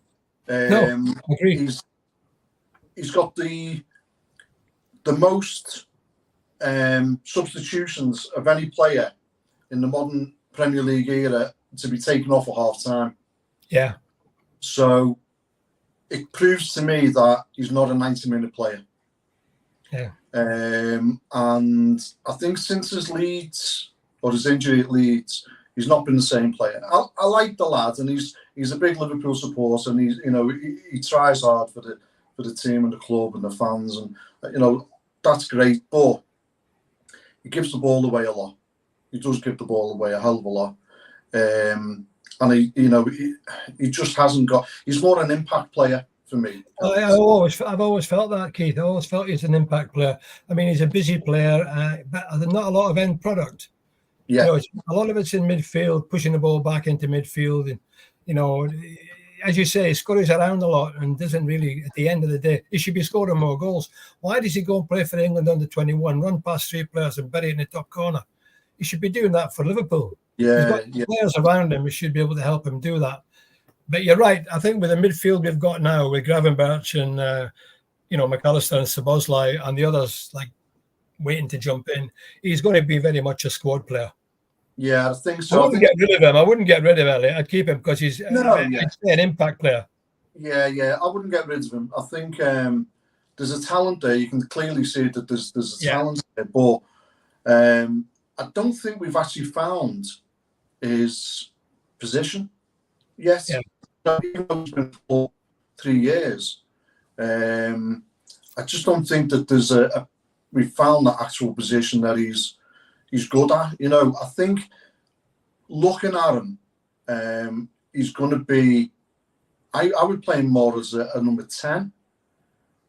Just behind the front three. That's what I think his best position is, or possibly in Mo's position, but he hasn't got Mo's pace. You can't compare the two. He's got a lot of skill, but not the pace. Yeah, not the strength. I mean, that Mo's got. To be honest, yes. No, I don't think so. I think you're right. Number 10 behind the front. Yeah, that's probably his best position. But we've got the likes of Gakpo there as well, haven't we? Yeah, and Gakpo. Look, I know. I mean, I don't follow England.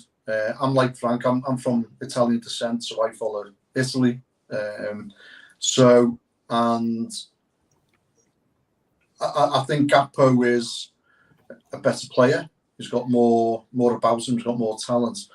But I honestly can see the next 2 years him getting sold.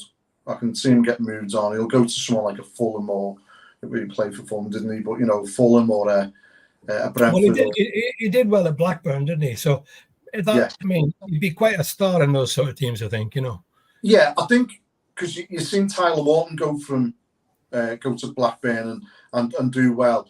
Yeah, I think a lot of the younger lads coming through tend to go. We've seen Conor Bradley go to Bolton, and some of the younger lads go to a Championship or First Division club and tend to do well because they're good players. Yeah, but they just haven't got that talent for the Premier League and for Liverpool. But I think Saturday, he'll either go with either Endo, Szoboszlai and McAllister, or McAllister, Szoboszlai and Gravenberch. I think he's got to go with that formation rather than, because Elliot, as I say, other than that, I mean, we don't know if Bajcetic or Thiago are back in full training yet until Jurgen does his press conference. So, but even then, they haven't had. They won't play. Thiago hasn't had a pre-season, and Bajcetic hasn't had much neither. So it's got to be from the likes of Enzo. It's got to be three from Enzo, Szoboszlai, McAllister, and Gravenberch. That's for me, personally. Yeah. And you said, actually, you played the game as well as I have. You know that to get into that first team at Liverpool and to stay there is really, really, really hard. A lot of these young lads coming through are very talented. We've always had great talented players coming through, don't quite get there, and they do well at other clubs, like Elliot did at Blackburn and Tyler Morton did. Yeah. But to get into Liverpool's team, Curtis has done well, because for a long time we spoke on this show about Curtis not going to get there, and he was injured. And then he came through at the back end of last season, got 8 or 9 games, showed what he can do. And then this year he's moved forward again. So I think he's become a very, very important player for Liverpool. Yeah, I think the problem with Curtis was that behind the scenes there was a worry about his attitude. And that's what was concerning them the most. And then obviously he was getting he was having a couple of niggles and what have you. But I remember going to Melwood one time, and we both know, you and I, George, played the game at a level, and when you're in training, I mean, I remember seeing a lad at Wrexham, a lad called Sonny Allison, who in training was a world beater. I mean, absolutely brilliant player. But when it comes to the Saturday, it was like as if his brother turned up or his cousin.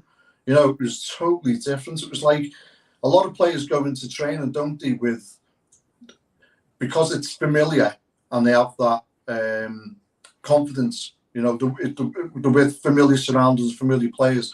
But when you go on that pitch against, opposition and, could be away from home, totally different.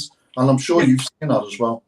Yeah, but also at that level, at Liverpool's level now in the Premier League, with millions watching all over the world and every mistake is magnified and you've got to be good on the ball. You can't afford to make a bad pass, give the ball away. It's just everything's got to be perfect at that level, because we're at that level, and you can't have people playing the team that are not at that level, and a lot of these lads are nearly at that level, but not quite. So they get moved on. I think Elliot will you're right, probably in a couple of years, he probably will move on to another club. But at the moment, he's a reasonable impact player, I think, and he's still a young lad as well. But, you never know. I mean, look, football's a funny old game, as someone once said, and we know that he just needs that bit of luck, maybe that luck that running the team injury free and what have you. But I can't see it. I just can't enforce it. Like we were saying before, Tsimikas has got a chance now of proving himself. You probably get 5 or 6 games in the team now. Yeah. And you get your chance, and Robbo might have to fight to get back in. Well, Tsimikas has got his chance, hasn't he? Like Robbo being out. I'm talking about Tsimikas. Marios has said, sorry for not making it tonight, guys. Let's go for 3 points, Merseyside win. Loved how gentleman Virgil is. I met him yesterday, and he was smiling and in a good mood. I've seen his photograph. I've seen the photograph with him and Virgil. Yeah. He scored against Marios' team, didn't he? Yeah. Now, Anne says, here's a question for you. Here's a question, and I'm going to say it to you as well, Keith. A question for George. Please, Jesus. Question for George. Please, in all his time playing, who was the best player he had ever seen, either playing with or against? That's you, George. Oh, well, that's a real tough one. That I think the best player, there's 2 players that it's always in my mind. I'm talking about my era. Billy Little. I bet you Billy Little's one. Well, yeah, but I didn't really see Billy playing that much, to be honest. I mean, because he was ahead of me. He was at the end of his career when I came to Anfield in 1960. Yeah. Billy was in the 50s, really. But, I'm sorry to have to say one of them is a Man United player, and it's Dennis Law. Oh. And the reason is Dennis Law is because he's from Aberdeen, and he was the man that I idolised and tried to be like. And why I came to Liverpool, because Bill Shankly had taken Dennis to Huddersfield from Aberdeen schools, and I knew that. I knew nothing about Liverpool, but I knew about Shankly through Dennis. and that influenced me to come to Liverpool. And I love Dennis. He was a Scottish international, fabulous player. I just wish Liverpool had signed him. We nearly did. That's what I was going to ask you, George. Sorry to interrupt, because I want to go to Keith about the best player he's seen playing against, or looking. I'm talking about from a Liverpool perspective, by the way. You could even bring in Liverpool players. Now, I remember I was reading something about Dennis Law and the connection the connection Bill Shankly had with Dennis Law. And I said, well, why didn't he bring it? Any idea why he didn't bring him to Anfield? I don't think they would give him the money at that time, because then he had to scrape and scrimp to try and get the directors to pay the money for St. John and Yates. And, I think he'd have walked if they hadn't given him the money, because he knew they needed them players. And I think Dennis was out of his price range, because don't forget, he went to Torino, 53,000. It was a lot of money. It's a record for the British transfer. Before Keith talks about the best player he saw, I would say the best player I played with. Now, you might be surprised, because there's a lot of great players I played with. I think that's what she meant, to be honest. Yeah, well, the best player I played with was Peter Thompson. Peter Thompson was an unbelievable. Unbelievable. I mean, he was a wizard. And Shankly used to say they used to come and watch him when they kick in. I mean, he was a fantastic player, and he should have played in the World Cup final. So should Kelly, probably, because Alf Ramsey decided to dispense with wingers and played Alan Ball up front along with Jeff Hurst and Roger. Roger got the team. It's funny you're saying that, because we were talking about the Southern Press before, weren't we? The Southern Press was absolutely gutted when Jimmy Greaves wasn't picked, if you remember.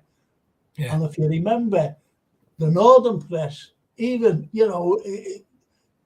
favourite Man United, they were saying, why isn't Callaghan playing, and why isn't, especially Peter Thompson? Yeah. Because I played against Best as well in the reserves once, so he was unbelievable as well, It's special. And do you know what ruins his career at the age of 28 when he left Manchester? 28 years of age when he went down to Fulham. And in his 60s, he was compared to the Beatles, and he just got into the nightclubs. Sadly ended up shelling the man. What a player! Yeah. What about you, Keith? Who was your best player you've seen or played against?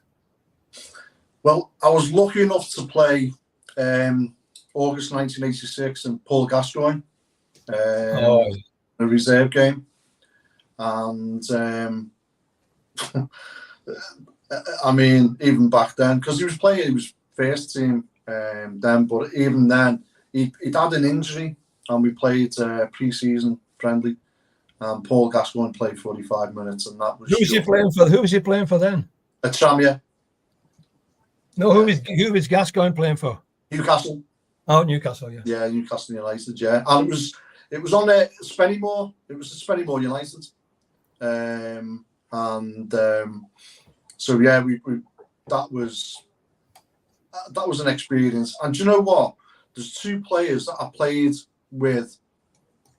Frank Worthington, one game.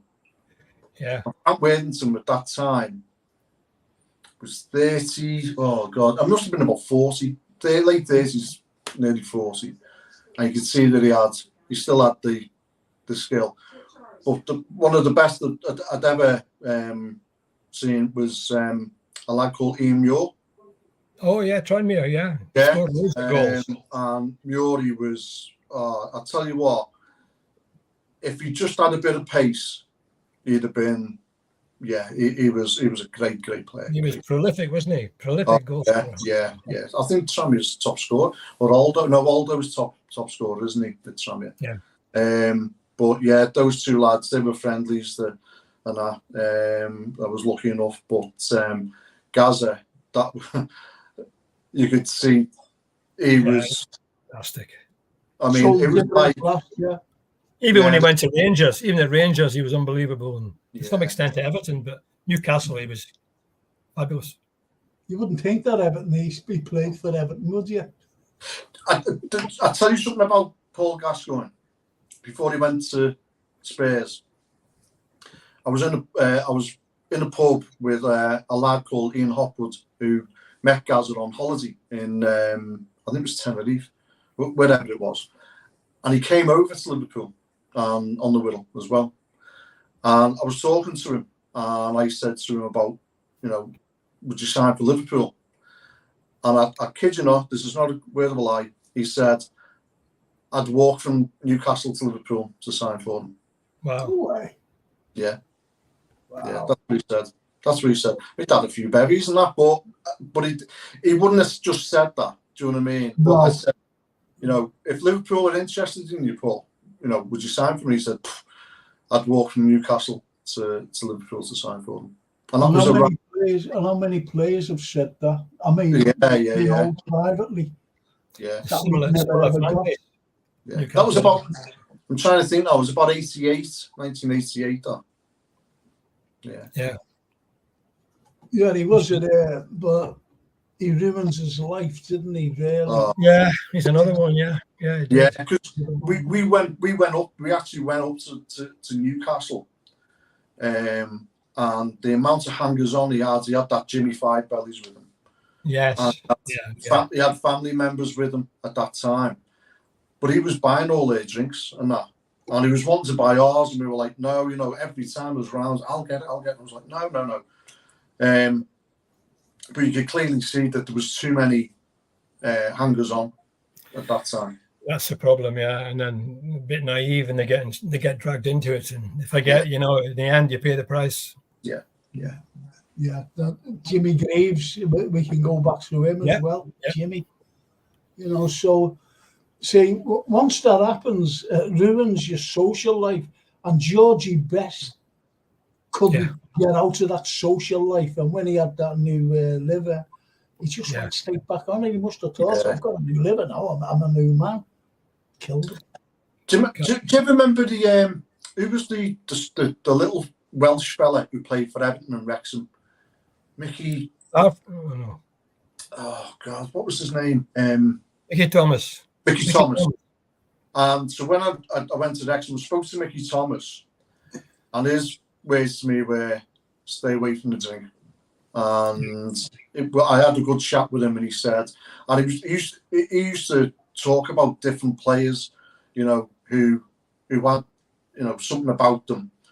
And he used to talk about, who was the fella who played for Fulham at the same time? Bobby Moore went to, and he said Bobby Moore was a drinker. He was. He was the fella who he had so much talent, and he went to Fulham at the same time as Bobby Moore, played in the centre midfield. Bit of a playboy. For West Ham. No, I'm trying to think who he played before Fulham. I know you mean. Rodney Marsh. Rodney Marsh, yeah. I was going to say that, Rodney Marsh, yeah. And he was reeling off all these names, and he said, he goes, you can have talent, but the drink will drain the talent eventually. Yeah. And it'll drain you. Well, we were talking about Mo Salah before, and he's a classic example. Doesn't drink, lives a good life, trains hard. His longevity, he can play another 10 years. Yeah. Do you know what? Do you know what, George? I remember going to Melwood and seeing James Milner. Another one, yeah. I just thought, you know what, that fella, all his tests and everything, he was top of the test. It just. Yeah, we were talking about that before. Him and Salah were right up at the top. He used to drink Ribena, didn't he, James? Yeah. He never drank alcohol or nothing. He used to say he was boring. Well, yeah, you're right. The drink. Look at Razor Ruddock. I mean, he's another one. Yeah. In that era, there was a drinking culture, wasn't there? In the era. You know what? Funny mentioning him. I was working. I was doing some teaching of some night school, and we used to. Especially on a Thursday, we used to go over, because I knew some of the teachers, friends of mine, and used to say, come on, after we finished, and like wanting to go home. Anyway, we used to go over to this pub, and we used to go in and have a couple of bottles of beer. That's what I only drink bottled beer, and that was it. Then get off home, and in walks Neil Ruddock, and he was with this older man, you know. Anyway, he walks in, and the owner of the pub, there was only about, there was 3 of us, you know, teachers. And then there was about 4 or 5 other people in there. And he walks in, you know, this fella, and we're just looking at him, you know, Neil Ruddock. And he was playing for us at the time, you know, he was playing and he was playing well. Anyway, I'll tell you when it was, when he scored the header, the equaliser at Anfield against United. Yeah. You know, and he went down, you know, with his head because he hurt himself. We asked him. Anyway, we're talking to him. Now, he stayed there. I got off after 2 drinks. I really did. And the rest of all night, from 9 o'clock till the owner shut the bar, he paid for all their drinks. Really? All night. He paid for mine. As I said, we just walked in, and Neil Ruddock walks in, and he said, "Yeah, I'll get them." Yeah. And he didn't believe us that we were Reds. You know, he said, "You're only making it up, aren't you?" I said, "No, I'm a Reds." You're only making it up. Well, that's great. Yeah, Stephen Snape, lads. These podcasts that look 12 hours, could last 12 hours or more, and the enthusiasm would never subside. Our commitment to our cause is inexhaustible, and being part of it is one of the privileges of life. Boss Gab again. Isn't that lovely? It's a cracker, isn't it? Isn't that absolutely lovely? Yeah. Now, before I get on to what Brian says, Ruddock admitted to messing around with paper notes during this playing for us, and whoever has a note at full time would buy drinks. Not good. Yeah. I remember seeing a program. Harry Redknapp got a team together, didn't he? Like an English team against, you know, the old players. And Ruddock was on the team. I had to drag him off after 15 minutes. He thought he was going to have a heart attack. He's about 20 stone or something. You know, it's huge. And he did have heart problems. I don't know how he is now, but he's had a few operations. He's lost a lot of weight, as you know. Yeah, doctor's orders. I think he had to, otherwise he wouldn't be here. Wow. But, you know, ex-Liverpool player, and he was good for us, you know. He was good for us. In his prime, yeah. I mean, he was a reasonable centre-half, yeah. But that Alan Sugar, I think he was chairman of Spurs at the time. And Sugar, he hated Sugar. He said that, you know, when we was there, so, you know, about Spurs, we were talking about Spurs. And he said, I hated that. He never said hated. I hate, he said, because he was talking about present tense. I hate that Sugar. Horrible man, he said he was. So, you know, that's all that I know about him. Shankly didn't like the drinking. Do you remember I told that story, Frank, about Bobby Graham going into the Wookey Hollow? It was a nightclub in Walton Breck Road called the Wookey Hollow in the 60s. And all the big stars going there, Shelley Bassey and all them, you know. And Bobby goes there. Anyway, he gets called in to see Shankly. Shankly wasn't very good with words. He used to mix them up sometimes. And he got Bobby in his office and he says, "My spies have seen you in the Wookey Hollow, the Hookie Wallow. My spies have seen you in the Hookie Wallow. Who do you think you are, bloody Errol Flynn? I'll see you in it again. You'll be getting 2 weeks' wages." Yeah, that's Shanks, though, isn't it? You couldn't even pronounce the name. Oh, that's absolutely lovely. That's a lovely little story, that. Anyway, this is nice. It comes from JK. Evening, bro. Evening, bros. Frank George Keith. You never walk alone.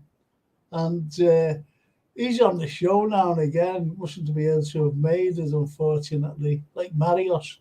But it's been great, tonight, just because, we've been answering, or we try to answer every question that these are put in, every comment, all the lads and girls, especially Anne, putting in. And as Brian Edley says, great comments by Anne, which they have been. And she admitted that no girl, no female, not just girl, no female should play against men. And the Premier League, football, and I totally agree with that. And that's not being, it's not being like sexist, because being sexist now, you can get called sexist for everything. You can be called racist for everything just because you say something, if you know what I mean. Yeah. You don't say a bloody word. It's like women football is coming into the men's game. I would put it on a par. You wouldn't put a woman boxer in the ring with a man. No. Because the physicality, it is just different. You wouldn't put 15-year-old lads in the boxing ring with an older Tyson Fury, yeah, you just wouldn't do it. And the thing is, do you imagine if, like, I don't know, Beth Mead went in for a challenge with Van Dijk and he broke a leg? The uproar, so it never ever happened. I said that to Anne before. It'll never be allowed. Would never be allowed. No. Because we mentioned at the beginning of the show, Keith, well, not at the beginning, but when the women came up, one of the comments, I mentioned, could you imagine any female player playing against the likes of Tommy Smith, Dave Mackay, Norman Hunter, Billy Bremner. Yeah. You see what I mean? And they wouldn't last 2 minutes. And there's other big fellas today as well, as you know.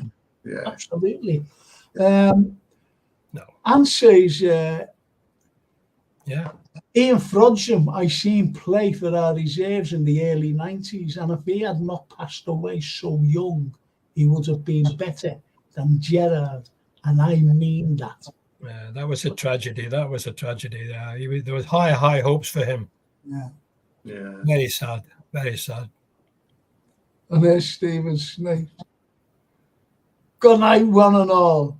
And here's to a customary crucifixion on Saturday. You never walk alone, Jay. I'll go with that. I'll go with that, Snavy. But yeah, there's a quick one for you, Keith. Hope your father is feeling better, Keith, and hope you're feeling well, Frank. Now, thank you so much. Frank, I do think you've done remarkably well this week. To do the shows the way you're doing them, and the enthusiasm that comes flying out of your mouth in these shows. I mean, from what you've been through this last week, I know I've been there myself, and I know exactly how stressful it all is. But I'm sure everything will be fine, and 100%. We'll all be rooting for you. You're doing great, mate. Well, funny enough, Keith phoned me up today. And we won't tell you, I'm saying, but it was just great that he phoned. And there he is tonight. And he's coming on again on Thursday, aren't you, Keith? Yeah, I am, yeah.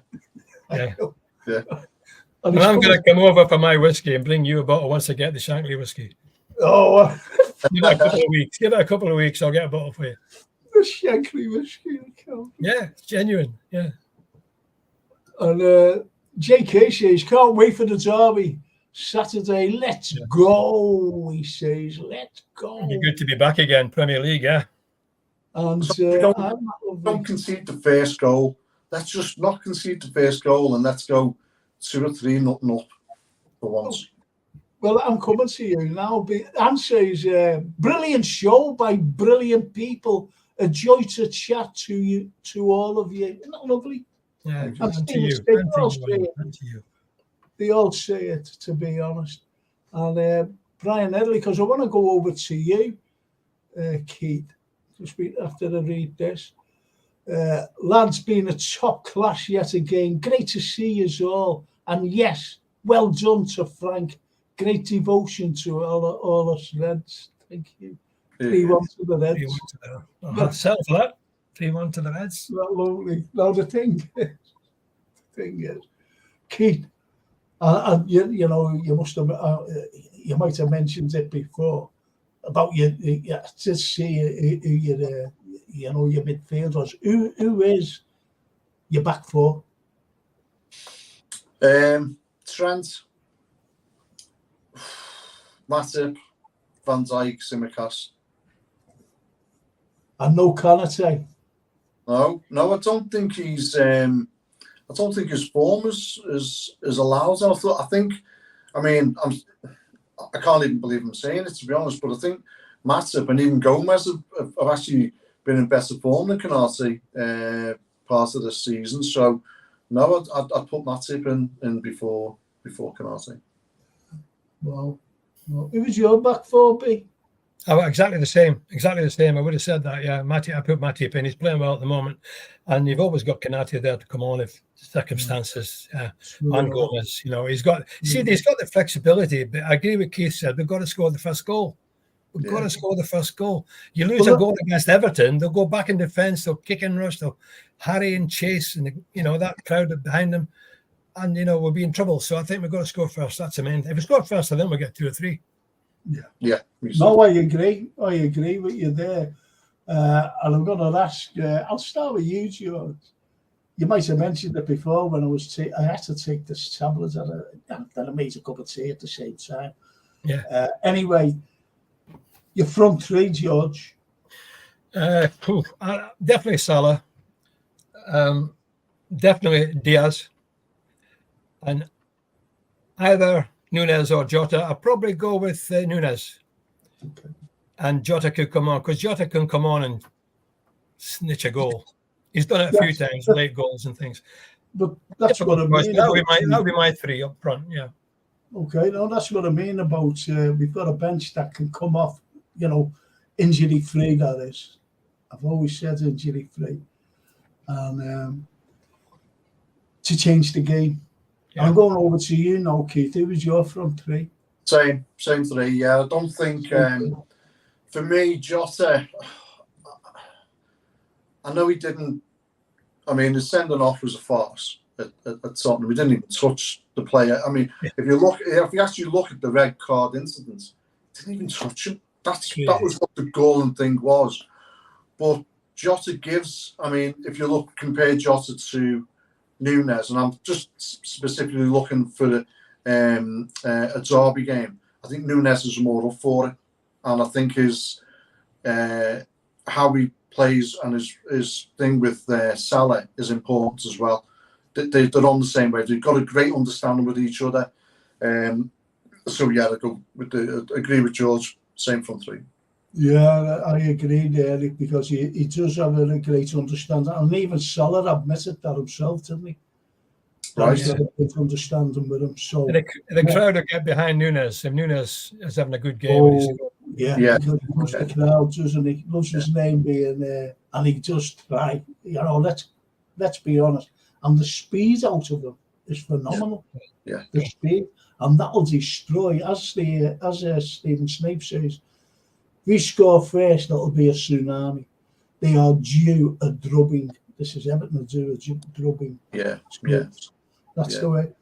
What's your prediction then, Keith?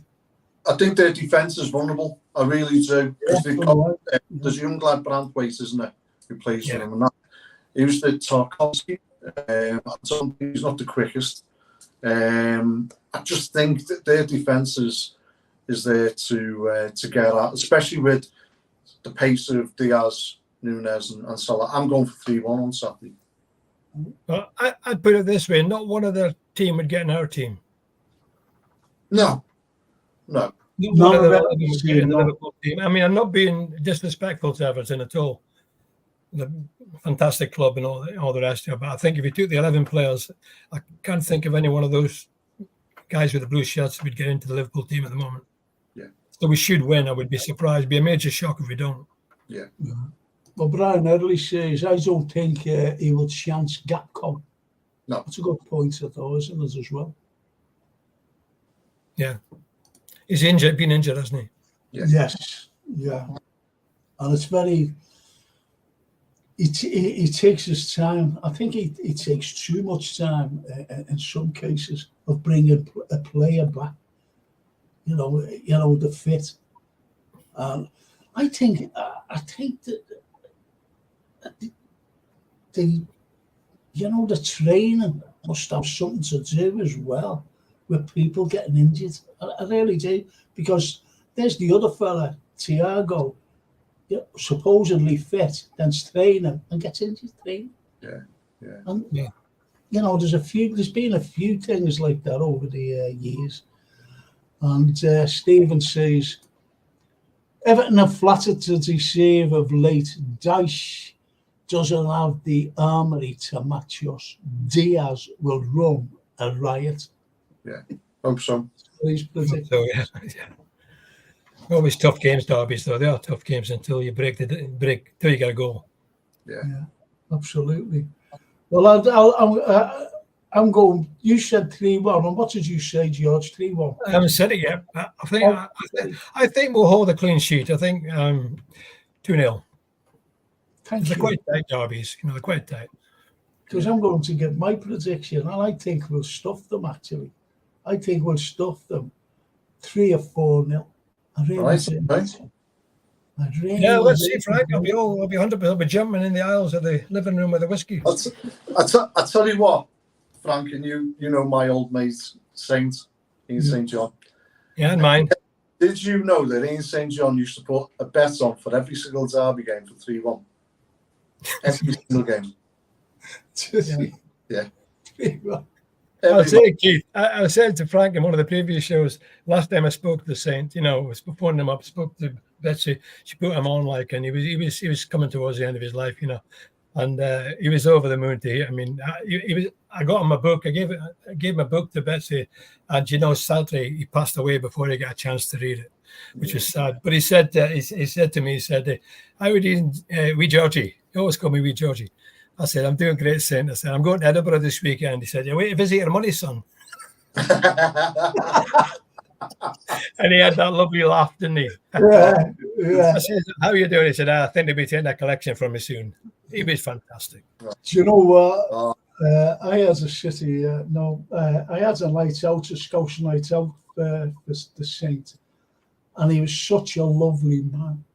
Such a lovely down to earth. I appeared on LFC TV a few times with the Saint. Yeah. And he always laughed. Yes. He always laughed. Yeah, because I mentioned something about Rodgers and he just went, and, he went like that. And I forget, Claire Oak, I think. She was there doing the interview. And she said, do you remember that time he was at Melwood? You went to Melwood and saw some of the modern players, and he was talking to them about, the game was a bit rougher then when he chinned that. It showed him chinning. I forget the player he hit, but your left hook knocked him out. Yeah.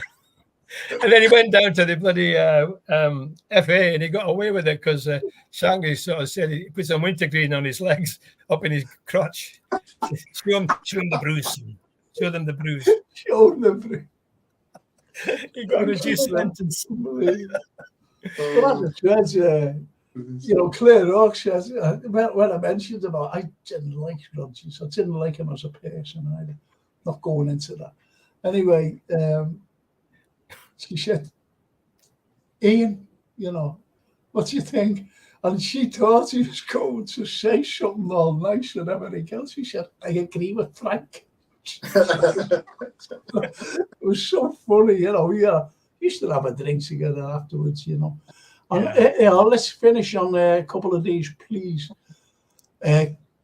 KGA says, "Who are your centre backs?" Might have been Van Dijk. Yeah. Okay. And he goes on to say 2-0 Liverpool. Charlie Wood. 7-0 will do. 7-0 will do. You get that once a season. Charlie says again, used to love St. Greaves. I think everybody did. Yeah. Phenomenal. Everybody did. And we'll finish on this. We may have missed out on Dennis Law, but would we have swapped in for Ian St. John? Two different players, different. Absolutely. So that was just going back to the conversation we were having. So I've got to finish on it now, lads. It's been great. Honest to God, it's been great. Thank you so much, George. Thank you, mate. Great to see you, Keith. Great to see you, mate. Cheers, George. I'll see you soon. We'll have a meet up soon. Yeah, definitely. I'm going to meet Frank. I'll give it another couple of weeks. Let him get yourself sorted out next few weeks, Frank, and then I'll get over. Definitely, I promise. Thank you. Thank you so much. I'm going off for my Horlicks now. I'm going to